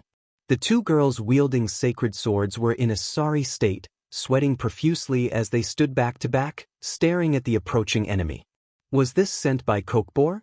Dustless glanced at Shinra Chuanji and asked. The picture was quite good, probably taken at close range. Kokbor probably ordered his men to take it to threaten Riaz. The atmosphere was tense, and no one said a word. In the middle of the picture was a close-up of Kokbor himself, flapping his dense black wings, his expression full of arrogance. As a cadre of the fallen angels, Kokbor did have the right to look down on others. This idiot called Kokbor looks like an idiot. Is he tired of living, or does he think that he is invincible and can look down on everything? Dustless spoke first to break the silence. I've decided to save them.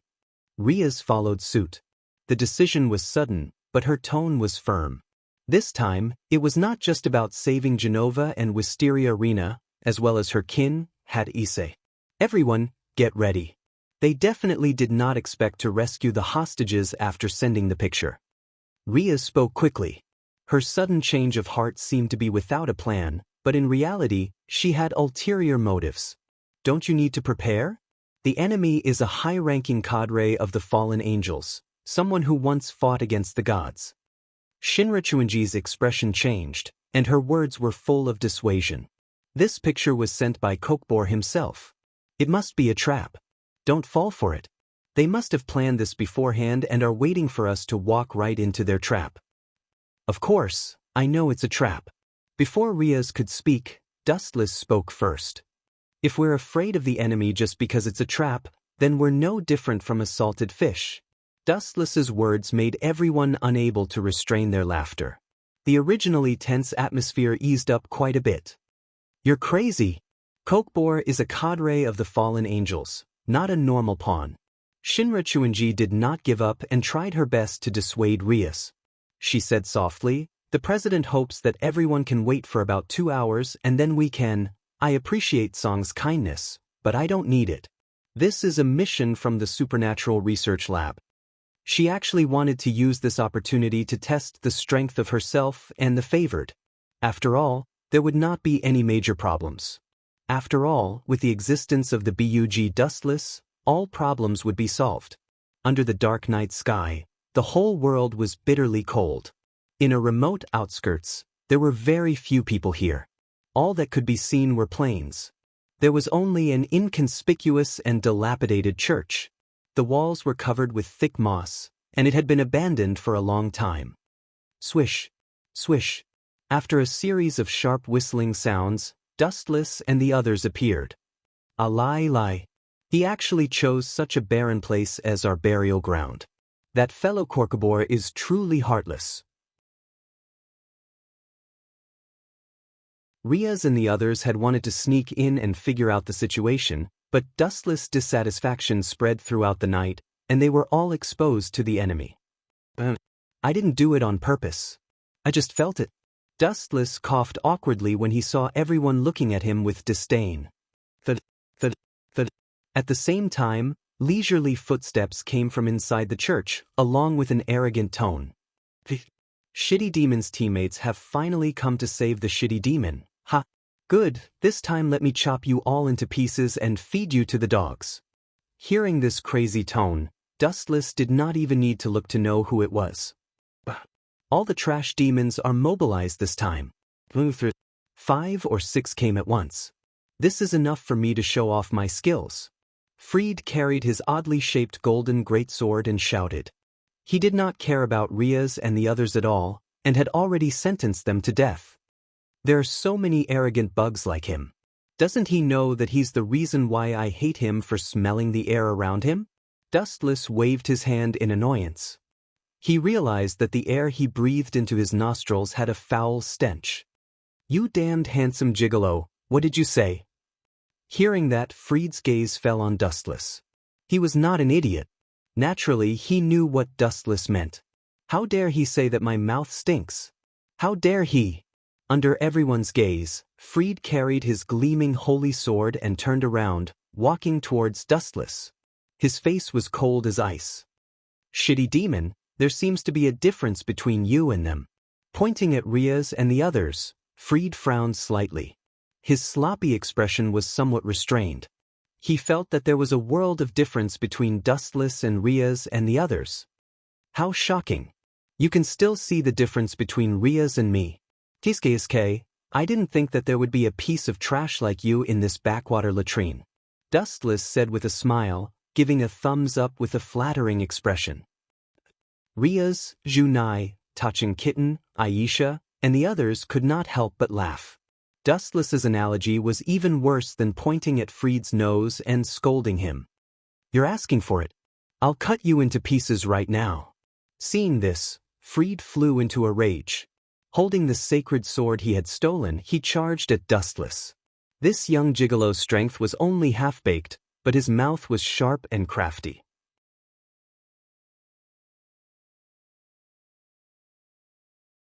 Chapter 13-15.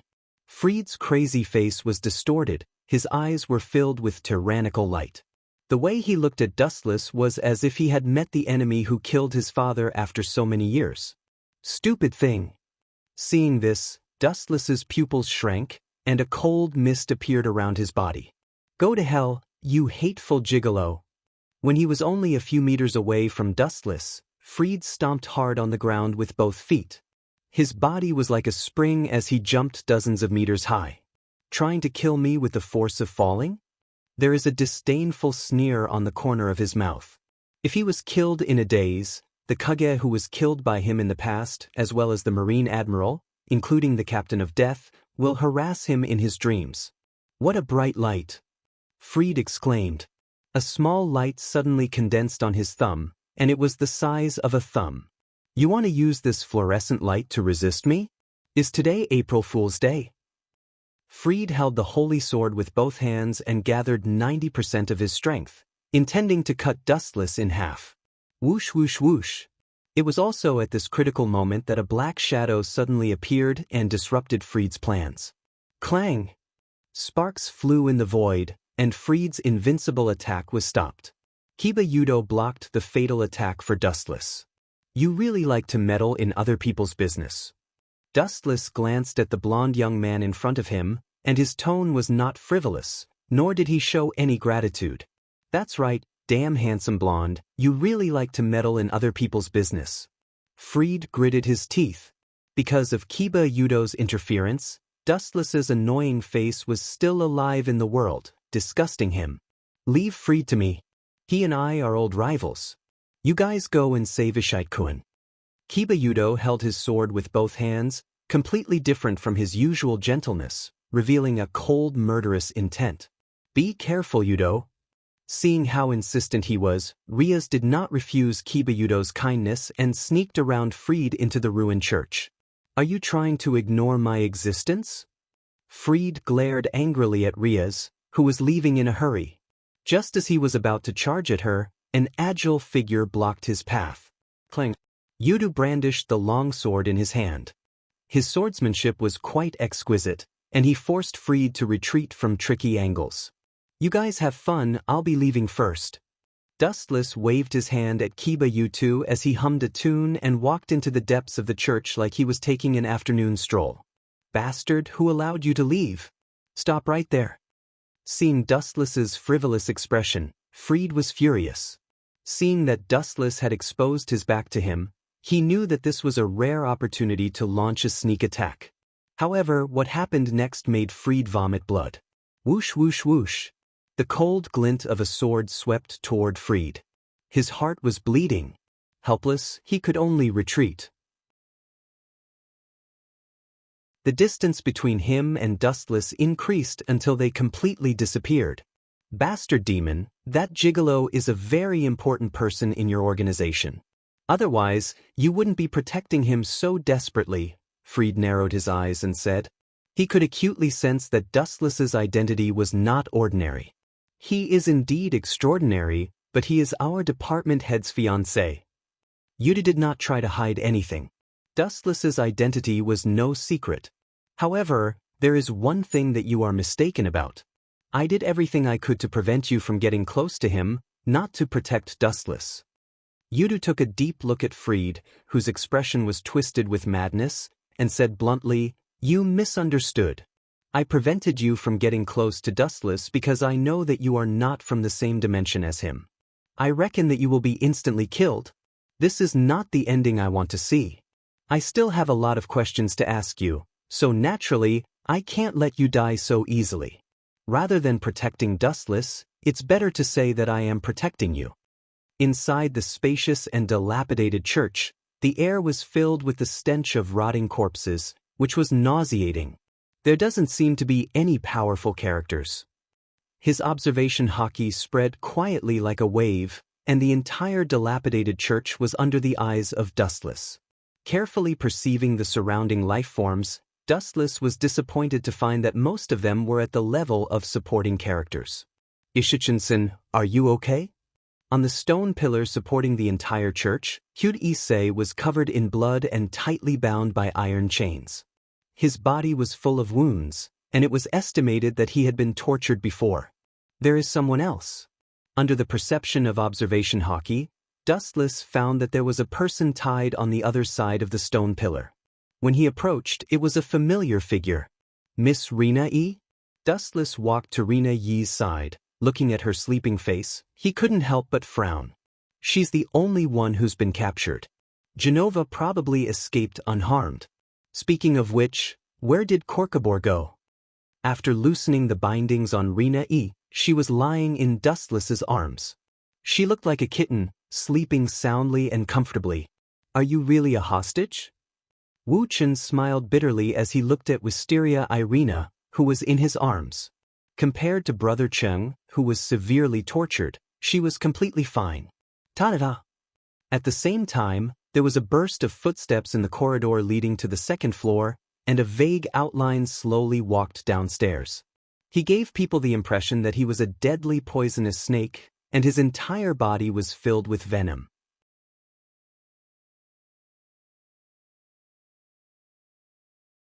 Chapter 1316. Dustless noticed the figure that suddenly appeared as well, but he did not pay much attention to it after noticing that he was not much different from a normal human being. He ignored him as a minor character. Now it seemed that this guy was someone. Cough, cough, cough. Hyud Issei, who was rescued, coughed violently as he opened his blank eyes. You're finally here to save me. After a long while, Hyud Issei finally gave a disappointing reply. Riaz and the rest sighed as their hope for Hyud Issei was extinguished. He had the world's top divine vanquisher tool, the Red Dragon Emperor's Gauntlet, but the host was terrible. Hyud Issei's decadence had something to do with Dustless. The Supernatural Research Department had almost become Dustless's harem. Not only would Hyud Issei not improve here, but he would also be beaten black and blue. Speaking of which, are you Balpa Galileo? Even in the pitch-black night sky, Wu Chen could still clearly see the old man coming down. On the surface, he looked benevolent and harmless, but in fact he was a ruthless executioner. Even if it was a child of a few years old, he could also kill him. At the same time, he was also the mastermind of Project Holy Sword, Balpa Galileo. Tell me, where did Korkabor go?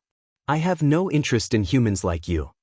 Dustless asked lazily as his tone was filled with contempt and mockery. Balpa Galileo was fine with research, but when it came to combat he was not even as good as Freed, so he naturally could not pique Dustless's interest. Are you looking down on me? Barpa was enraged, and at the same time he shouted, Freed! I'm here, boss. Outside the church, there were incessant sounds of flattery. Then, a black shadow rushed over and stood beside Barpa like a guardian deity. Looks like Yudu failed in the end. In the end, it still depends on me. Dustless mumbled to himself out of boredom. He thought that he could relax with a fallen angel officer around, but he did not even know where that guy went. Thud thud thud. At the same time, a large number of fallen angels appeared around the church. Rias, Dustless, and the rest were surrounded without them noticing. Damn it, just as I guessed, they had set up an ambush. These fallen angels should be Korkabor's trusted followers. Rias clenched her fists as she said with a serious look in her eyes. These fallen angels were probably loyal followers of Korkabor in the past. Allah Allah Allah, it seems like we're in trouble, Junai also said solemnly. Touching the kitten and Isha also leaned against each other with their backs facing each other, looking very nervous. Ha! You knew it was a trap, yet you still dared to walk right into it. What a bunch of hopeless idiots. Barpa held his stomach and laughed maniacally, looking very arrogant. I'll leave those small fries to you. Ignoring the surrounding fallen angels, Dustless quietly looked at Balupa Galileo and Freed. Be careful. Riaz, Junai, Takei the kitten, and Aisha gathered together. Not only did they have to defend against the incoming enemies, but they also had to do their best to protect Issei, who had fainted. Damn pretty boy, I'm not going to trouble you, but you still dare to come and die. Freed laughed savagely. He was indeed powerful as he had already injured Kiba Yudu.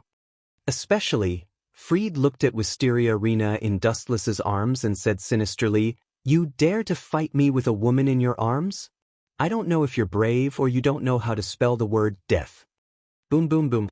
At the same time, a fierce battle broke out around them. Riaz and Junai were fighting fiercely against the incoming fallen angels. While Kitten was in charge of protecting Issei and defeating the incoming enemies, Aisha was in charge of healing him. Their teamwork could be considered tacit. Thud thud thud. Dustless looked at Freed quietly. He was too lazy to talk nonsense with this idiot. He carried Wisteria Rena and calmly walked toward him and Balpa Galileo. His clean face had no extra expression, and his eyes were as calm as water. This kind of ant could be killed with a raise of his hand. He had no right to talk to him. Bang! After closing the distance between Freed and Balpa Galileo, Dustless suddenly stopped. He hooked his finger and sneered contemptuously. Bring it on, small fries. Hearing this, Freed's anger exploded. Kiba Yudo's words had already left a deep psychological impact on him. Now that Dustless dared to provoke him in such an arrogant manner, he could no longer tolerate it. Moreover, Freed did not know what tolerance meant. Go to hell, annoying pretty boy. Freed had the same evil expression every time he appeared. When he attacked the enemy, he always liked to show an extremely twisted and sick face. He could do it to others, but he was still far from being able to intimidate Dustless. He was just asking for humiliation. Whoosh whoosh whoosh. The sharp radiance of the holy sword was about to swallow Dustless and Wisteria Rena, but the two of them were motionless like stones, treating everything as air. Seeing that Dustless did not dodge, Freed's hideous smile became even more sinister. His sick smile was filled with evil, as if he could already see Dustless's tragic death. Buzz buzz buzz. When the holy sword was about to cut through Dustless's head, a transparent repulsive force field expanded. Shinra Tensei. Sensing the special power coming from his body, Fried's expression changed slightly. This was an attack without any substance, and it sent him flying effortlessly. Bang! Fried landed heavily on the bed. The dull sound was as if his bones were broken, and there was obvious blood flowing out of his head. KO in one move.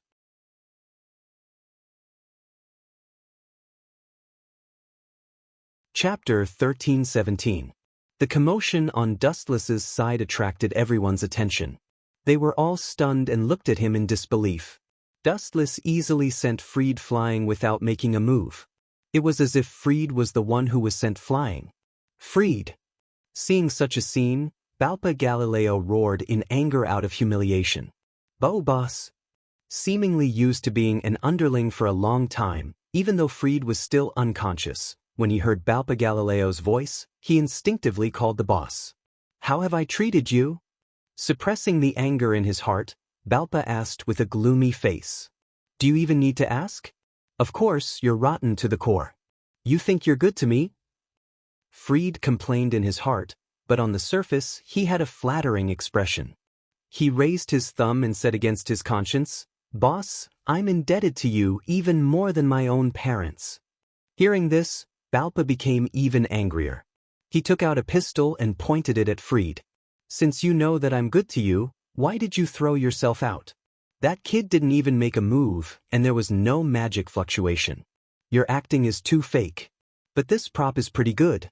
There's so much blood on your head. This prop is exactly the same as human blood. Caw-caw-caw. Hearing this, countless crows flew over Fried's head. He was speechless and decisively labeled Balpa Galileo as an idiot. Throw the match? I'll let your sister loose. Even I don't know how I got sent flying. Fried's face was dark. His boss was only good at research, but he was an idiot in all other aspects. TSK.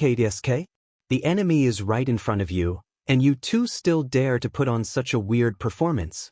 You two are quite capable, you two are very talented in acting, but I'm not interested in this kind of vulgar drama, so I'm sorry, but please die.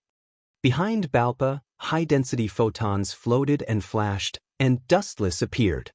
He looked down coldly at Balpa Galileo, who had his back facing him. Light danced in his right hand, and a golden greatsword instantly condensed into form. Feeling the aura of death that he had never felt before, Balpa was so scared that his soul trembled.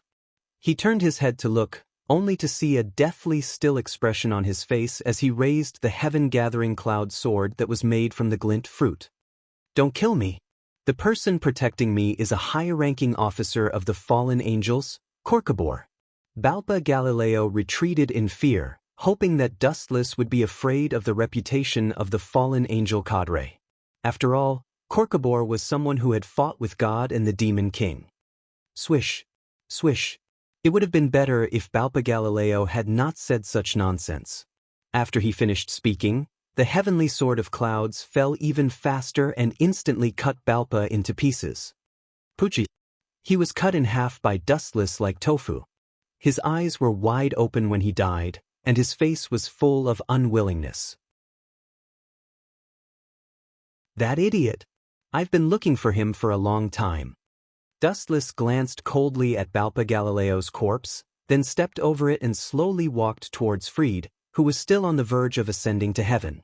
Don't come over! Fried shouted in fear, scared out of his wits by Dustless's strength. However, Dustless did him a rare favor and stopped in his tracks at the first moment. Phew! Seeing this, Fried heaved a sigh of relief. Remembering Dustless's unprecedented strength, he quickly knelt on the ground and kowtowed sincerely. You will be my boss from now on. Boss, my name is... No need to introduce yourself, I know your name is Fried. Dustless directly interrupted Fried, looked at him in boredom and asked, Fried, do you know why I stopped? Fried was stunned at first, then said without hesitation, You must have taken a fancy to my talent and wanted to take me in as your underling to deal with Corcobor. Be my underling? Hearing this, Dustless could not help but laugh. He did have an underling, but his strength was hundreds of times higher than Fried's. This guy was not even qualified to carry his shoes. You don't deserve to be my underling. The reason I stopped is actually, Dustless looked at Freed with a cold gaze. His eyes had already changed, and he said in a low voice, "Actually, I want to ask if you have any last words. Based on your current answer, it seems like you don't have any last words. In that case, die in peace." Amaterasu. Freed was shocked. Just as he was about to flatter, his body lit up with black flames. At first, it was just a weak flame, but in the next second, it turned into a blazing black will-the-wisp and swallowed him whole. "Ah, kill me." Freed, who was being burned by Amaterasu, was in so much pain that he wished he was dead. His tone was filled with regret, and it was chilling. "Idiot, enjoy it slowly." After glancing at Freed, Dustless walked toward Riaz and the others with light steps. The two of them were not from the same dimension, and the difference between them was too great. Dustless was not interested at all. It was just a one-sided slaughter. However, compared to Dustless, Riaz and the others were having a much harder time. This was a trap that Korkabor had set up in advance, and they were invading without any preparation. Not everyone had the same strength as Dustless, who could crush the world 100 times over. Riaz and the others were in a tough battle. Croc, croc, croc. The defensive magic circle that Riaz had painstakingly set up was attacked by multiple forces. She could not hold it alone, and in the end, the magic circle could not withstand the pressure and was shattered. A dense cloud of magic bullets flew toward Riaz and the others. Xiao Mao and the others were exhausted, and they could only watch as the magic bullets tried to destroy them all.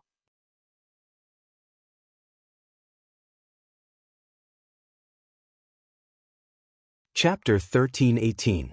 Riaz, Junai, Kitten, Aisha, and the others all had despair written all over their faces. Looking at the large number of fallen angels swarming toward them, they felt their scalps tingle and despair.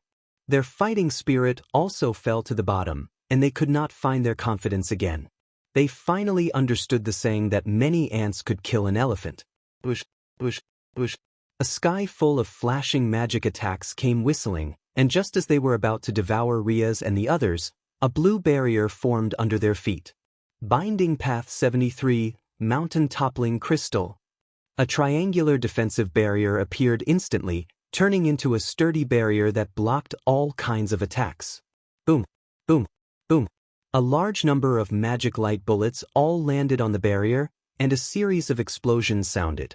The entire church shook as if it would collapse at any moment. The ground was also torn apart by the fierce battle. Boom, boom, boom.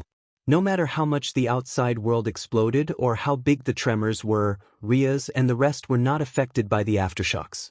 No matter what kind of attack happened, they were not affected.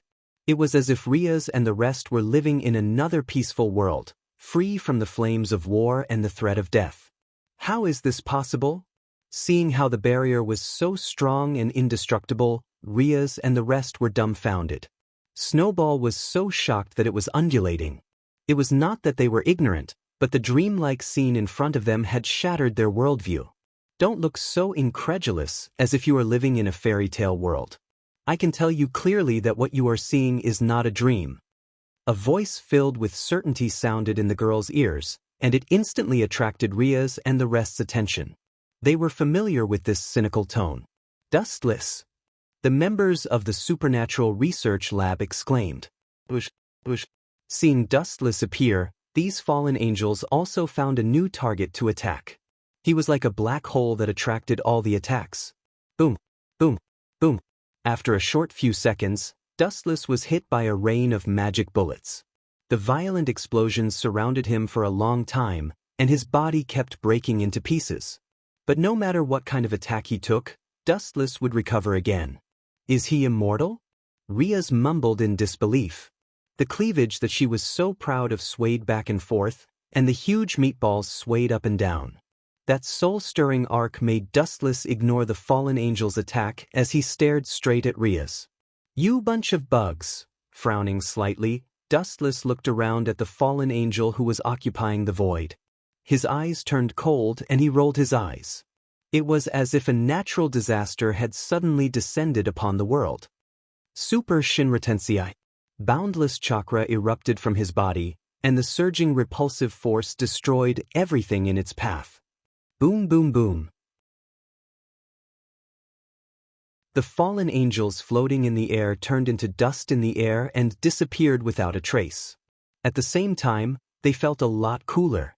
Riaz and the others were stunned to find that after the catastrophic attack, their surroundings were no different from the apocalypse. Not even a blade of grass grew. The abandoned church was nowhere to be seen, and the fallen angel's corpse was nowhere to be found. Only the ground beneath Riaz's feet remained intact. The rest of the area had been renovated, and the soil hundreds of meters underground was exposed to the moonlight. So powerful. Hayato Issei, who had regained his senses, swallowed hard. The Red Dragon Emperor's gauntlet on his arm also flashed with an emerald light. He was also surprised by the powerful attack. Super Shinra Tensei's power and distance limit are minimal, or this town would have disappeared as well.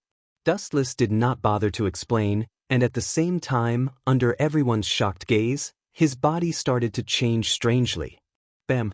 Dustless's body started to emit white smoke, and he turned into a block of wood. What's going on, Riaz? As if their brains were not enough to process the change, Riaz and the others asked like statues, their faces blank. Damn it, now I understand what he meant by those words. Looking at the mess left behind by the Super Shinra Tensei, Riaz smiled bitterly. She was also stunned by Dustless's unfathomable and unfathomable strength. He once said that if one's strength could transcend the boundaries of race, then he would be the demon king and god, including the so-called dragon race. Now it seems that he was right. Riaz's tone was raised by several octaves, and it sounded very sharp. If she did not see it with her own eyes, she would have thought that this was the aftermath of a fierce battle between the gods. Is it that exaggerated? Hayato Issei asked doubtfully in a low voice. His voice was so soft that no one could hear it. Of course, there was one special existence who was an exception, and he clearly heard Hayato Issei's complaint. That guy is not simple, at least he is not a creature of the same dimension as you. The Red Dragon Emperor's voice echoed in Hayato Issei's mind. His voice was full of vicissitudes, and he could not figure out how Dustless could do this. There was no magic wave. That explosive power that could destroy the world made even the Red Dragon Emperor's heart skip a beat. If he was not careful, he would be pulled into the underworld to accompany the evil spirits. Actually, you have to work hard. Even if you are not as good as that guy, you can still reach the point where you can look down on the world. The Red Dragon Emperor saw Hayato Issei's reluctance and tried to tempt him. The Red Dragon Emperor's strength was undeniable, but it was a pity that Hayato Issei's host was a weirdo. Only when he met something like Dustless would he be able to unleash his shocking strength. However, the sad thing was that his harem had all joined Dustless, and he had become a general without an army. Not only did he not have any Dustless, but he also had to envy Dustless's romantic encounters and live under Dustless's shadow.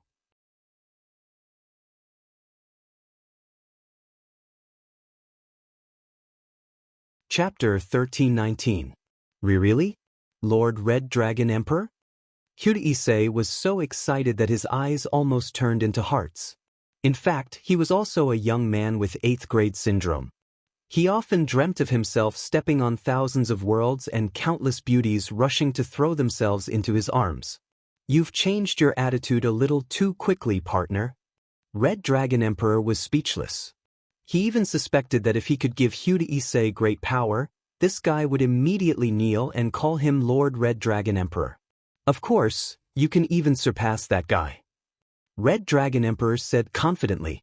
As one of the 2 sky dragons, his power was not to be underestimated. Korkabor hasn't shown himself yet. Could it be that he's going back to Chariot King Academy first? Riaz suddenly gave a serious order.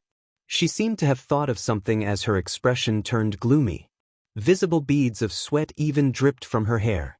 The situation was urgent. Inside Chariot King Academy, a strange-looking building floated in the sky, controlled by someone's will. A man with a ferocious expression sat on top of it. He looked down at Chariot King Academy with disdain. A bunch of idiots. That's just my little trick to lure the enemy away. My real goal is to destroy this academy and this eyesore town. Korkabor said disdainfully. Ko-Keber said condescendingly. He lifted his gaze slightly, his face calm and confident. He did not seem to care about the crowd that was rushing over from afar. He looked over and saw that the team belonged to the student council. The leader was the president of the student council, Song-na. This despicable fallen angel's real goal is Chariot King Academy. Song-na saw Korkabor's sinister smile. Her face turned pale as she looked at his dense wings. Fear could not help but flash in her eyes.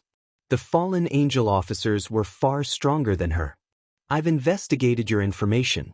You're called Song-na Swai, the younger sister of the demon king, Leviathan, Seraphil.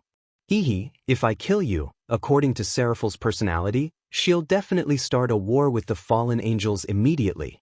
At that time, the angels will definitely be involved, and the three forces will start a war again, huh? Korkabor laughed maniacally. He was so excited that he almost danced. Die, sister of the demon king Leviathan.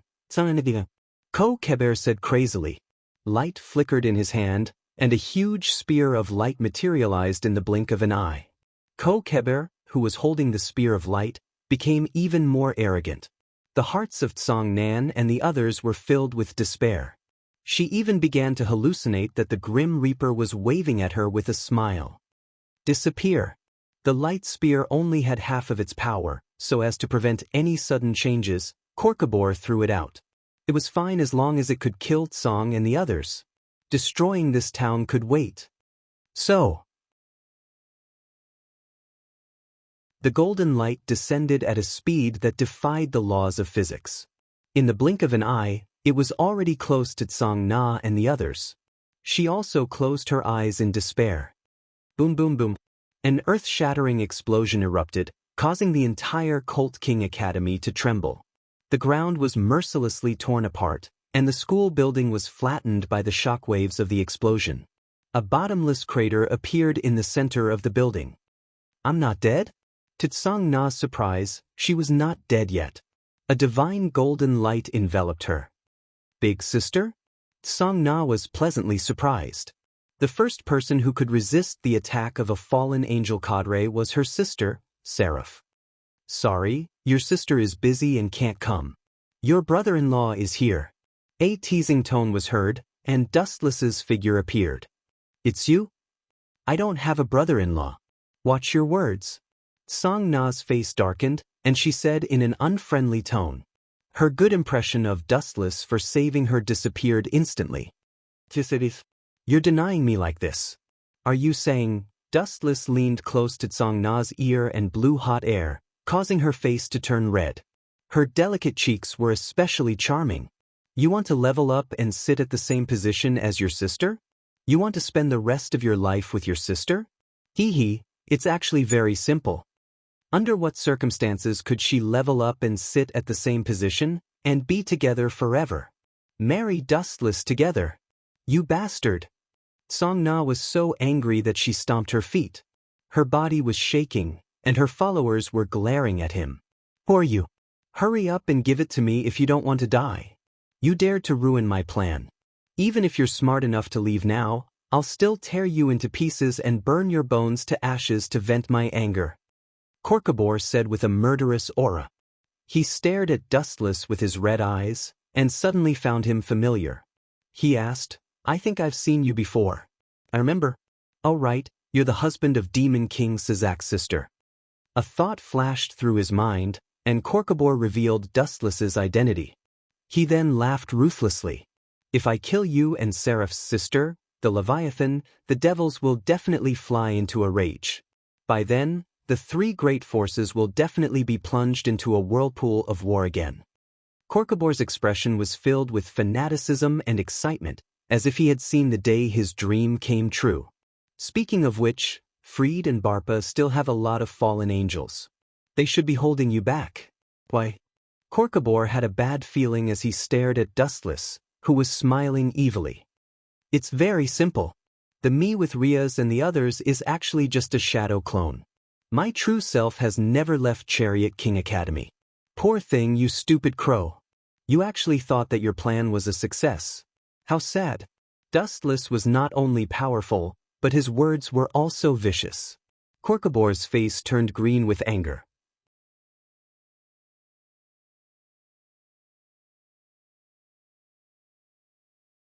Chapter 1320. Powerhouses all had a common problem. They thought that they were powerful and fearless. Therefore, most of them were proud and arrogant. A mere human dares to look down on me? Don't worry, I won't kill you instantly. That would be too boring. If I kill you like this, Syzax, as the Demon King, would be embarrassed too. Korkabor seemed to have seen Syzax's angry expression. His arms were trembling with excitement. If you knew that I had already cuckolded Syzax, you wouldn't think that way, Dustless muttered in his heart as a strange glint flashed across his eyes. After all, you're the intruder. If you don't attack, I won't hold back. He glanced at Ko-Keber calmly. Ko-Keber was so crazy that no medicine could save him. Just you. Hearing this, Korkabor revealed a mocking smile and mocked. You should be a human, right? Your body doesn't have any magic waves. Forget about fighting me, even if you wanted to fly into the sky and hit me, you wouldn't be able to. Korkabor, you talk too much. A cold voice came from behind. Korkabor turned his head, but the stinky sole of a shoe happened to stuff his mouth. Lightspeed kick. Korkabor, who was sitting steadily, had his mouth deformed. He was kicked crooked, and his teeth fell to the ground. His entire body was like an arrow released from a bow. The powerful force sent him flying hundreds of meters away. Boom, boom, boom. The golden light around Korkabor's body exploded. The black night sky suddenly became as bright as day. A giant fireball burned in the air, eye-catching. So powerful! Song's eyes were fixed on Dustless, who was floating in the sky. Her expression was one of admiration. A person who could cripple an officer of the fallen angels with one kick must be someone who stood at the top of the pyramid. You bastard! I will skin you alive. Korkabor's hysterical, pained, and hateful roar came from the explosion of flames. Because his mouth was kicked crooked, Korkabor sadly found that he was stuttering. Ko-Keber screamed as if he had lost his mind. He raised his hands high and formed a shining spear of light. Monotonous moves. Using the same move again and again, it's really boring. Sighing in disappointment, Wu Chen's interest waned. He originally thought that the fallen angels' cadres had outstanding acting skills and could bring about a thrilling performance. Who would have thought that it would be such a vulgar performance that lacked layers and surprises? Dustless only wanted to express one word: rotten. Get over here. Dustless aimed his palm at Ko-Keber, who was focused on strengthening the power of the Spear of Light. A teasing look flashed past Dustless' eyes. With his palm aimed at him, Ko-Keber immediately lost his balance. 10,000 Mammoth Heavenly Attraction. Invisible gravitational waves lingered between heaven and earth, and the flow of the wind immediately changed. Wherever the gravitational force went, everything began to float.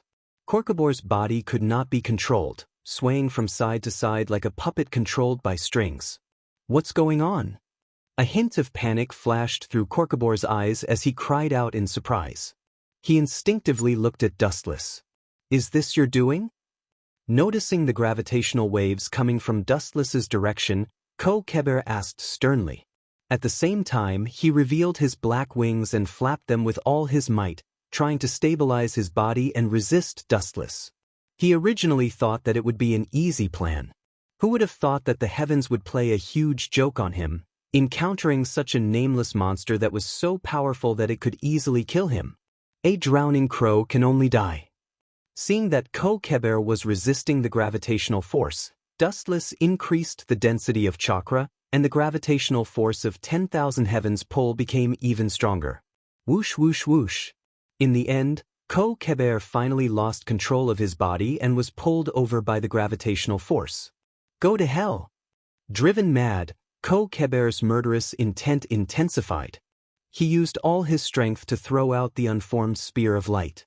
Due to the inertia of the gravitational force, it almost instantly approached Dustless and exploded. Boom boom boom. The dark night sky was sublimated once again, turning into a blinding day for a short period of time. The power of the explosion of the spear of light affected the void within a 100-meter radius.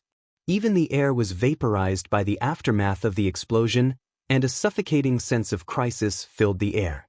"Ah, serves you right. You actually dared to provoke me. Arrogant brat, this is your tragic end." Kokeber's expression swept away the haze from before, and a painful smile appeared on his face.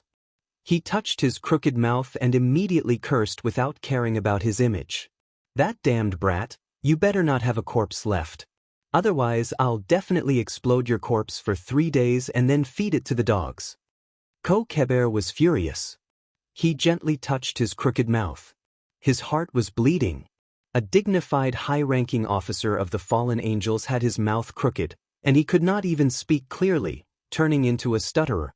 Kokeber regretted it when he thought about it. He should not have killed Dustless and slowly tortured him to death to vent his hatred. "Do you hate me that much?" A calm and indifferent voice came from within the explosion. Dustless slowly walked out from the explosion of the spear of light. Unharmed, Kokeber looked at Dustless in disbelief, his mouth twitching. He was completely fine after being hit by such a powerful move? This was not a movie. How could it be? Our eyes must be playing tricks on us. Song Na and her family were also shocked. Dustless's eternal face had left an unerasable mark in their hearts. "Kokeber, you're too weak. Even if I wanted to play a child's game with you, your performance is unflattering." Dustless shook his head and suddenly formed a hand seal, intending to end this boring battle.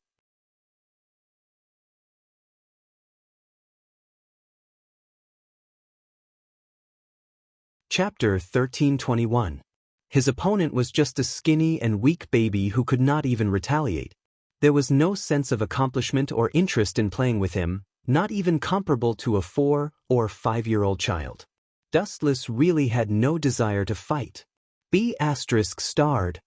Kokebor was enraged. He felt like a bug and a clown being toyed with. "Let's stop here."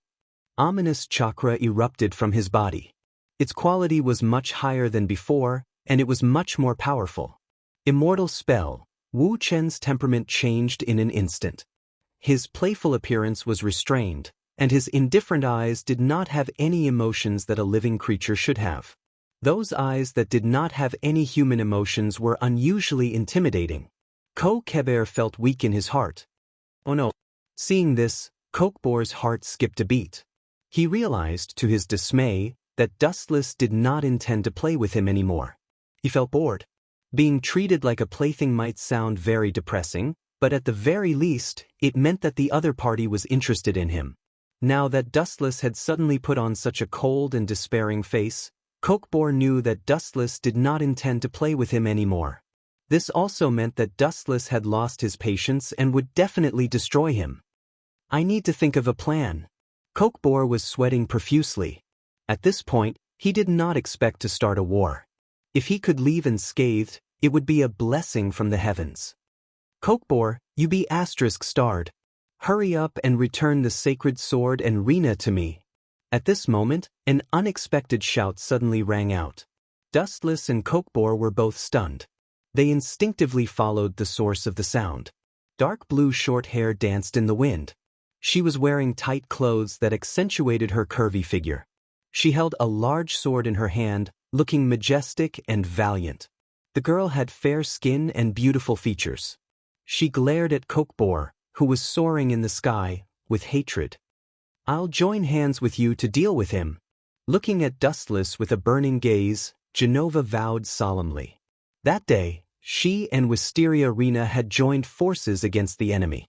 Although the two of them did not fear Kokebor, the difference in strength was still difficult to make up for. Genova had used a Herculean effort to escape, while Wisteria Rena had unfortunately been captured. "Ah, good timing," Kokebor laughed maniacally, excitement flashing across his face. The way he looked at Genova had changed. Instead of looking at an enemy, his eyes were shining and full of covetousness. It was as if he was looking at a life-saving straw. From Genova's tone, the experienced Kokebor could tell that Dustless had a good relationship with her. Whoosh whoosh whoosh. Kokeber used all his strength and fell with all his might. However, the target of his attack this time was not Dustless. He was truly afraid of this monster. His target was Genova. Get out of the way, Genova. His target is you. Seeing through Kokeber's intentions, she shouted loudly.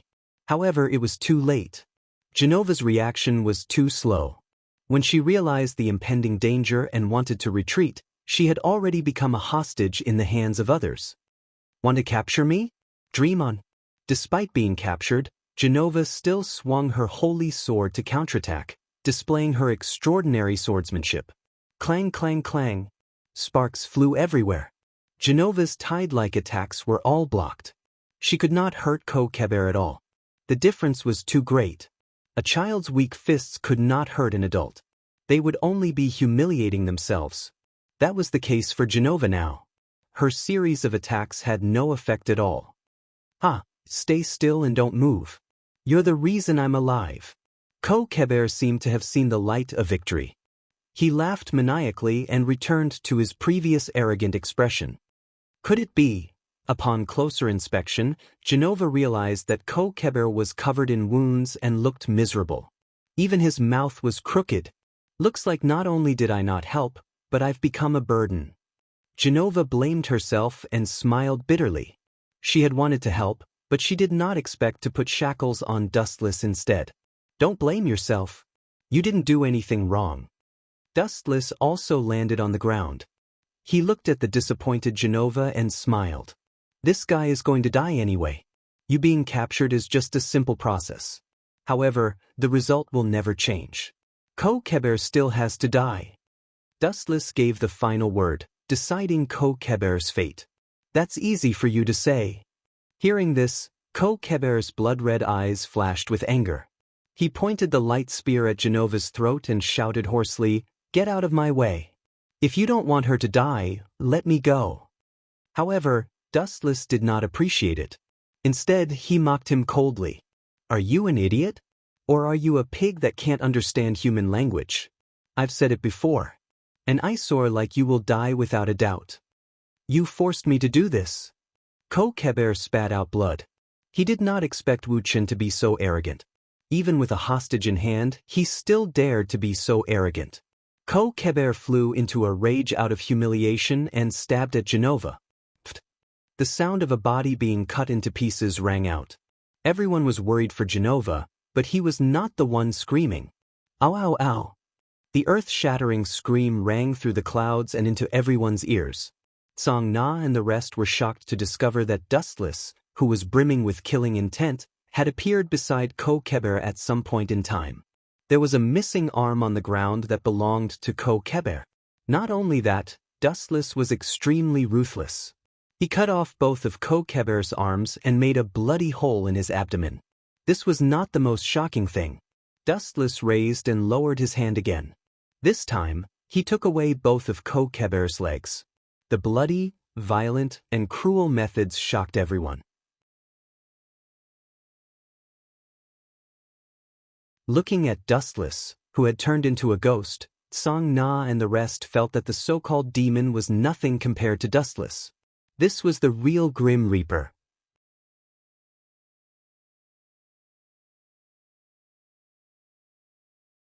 Chapter 1322. Dustless's expression was as cold as ice. His eyes were emotionless as he looked at the screaming Korkabor on the ground. He then took Genova into his arms.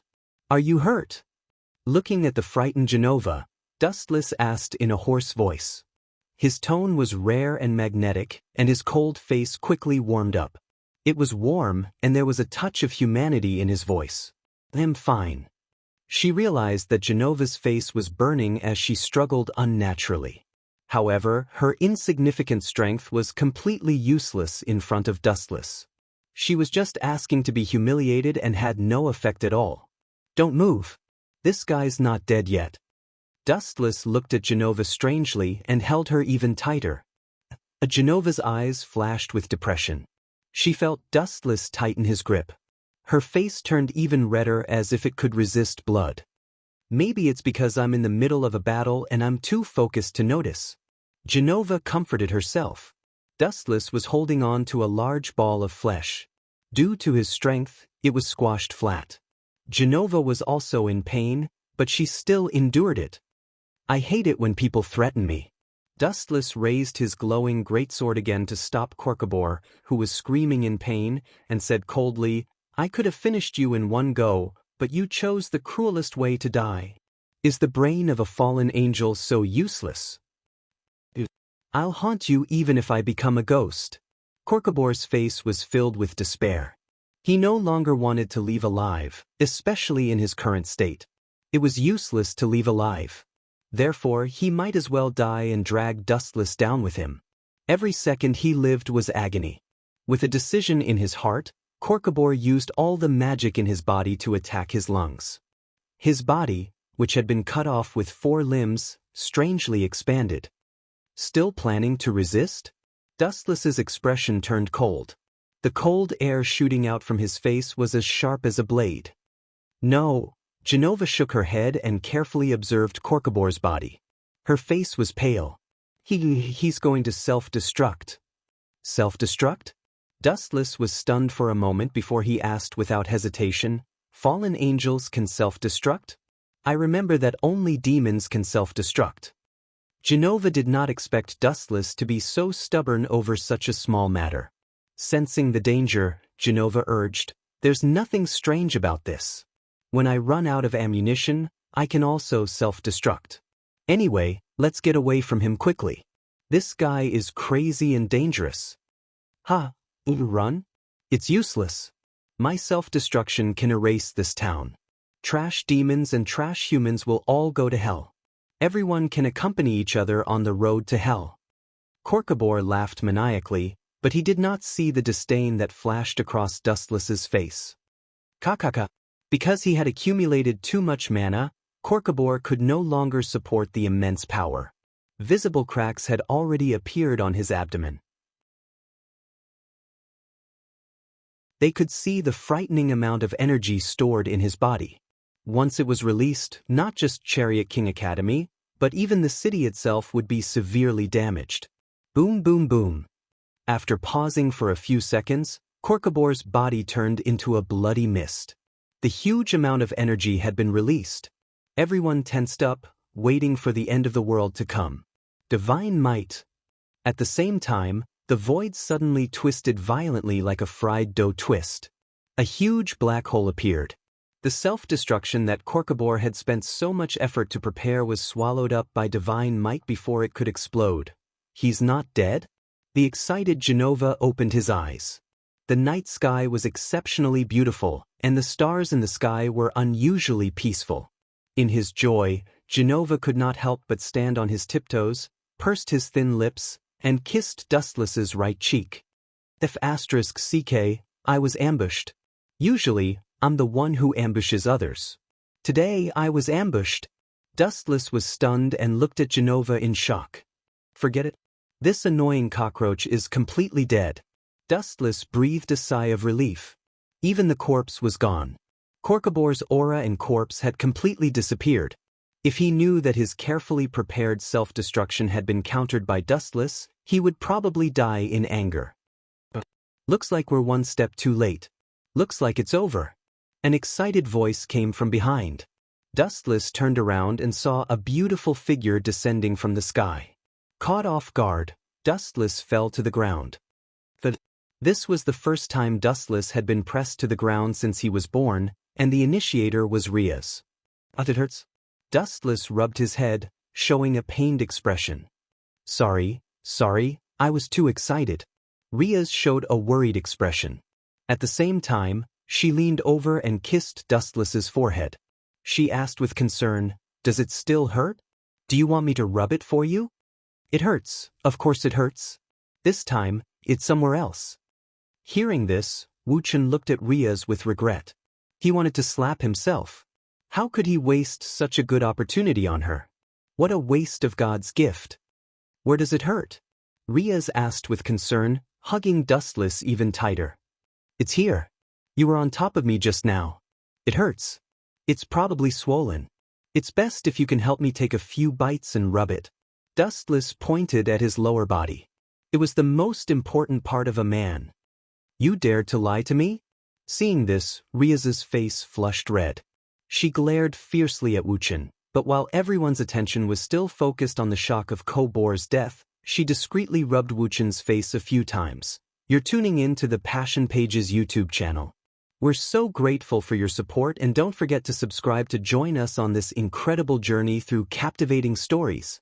Your generosity through donations truly makes a world of difference, as it's the primary source of revenue that allows me to expand and enhance this channel for you. Thank you from the bottom of my heart for being a part of this adventure.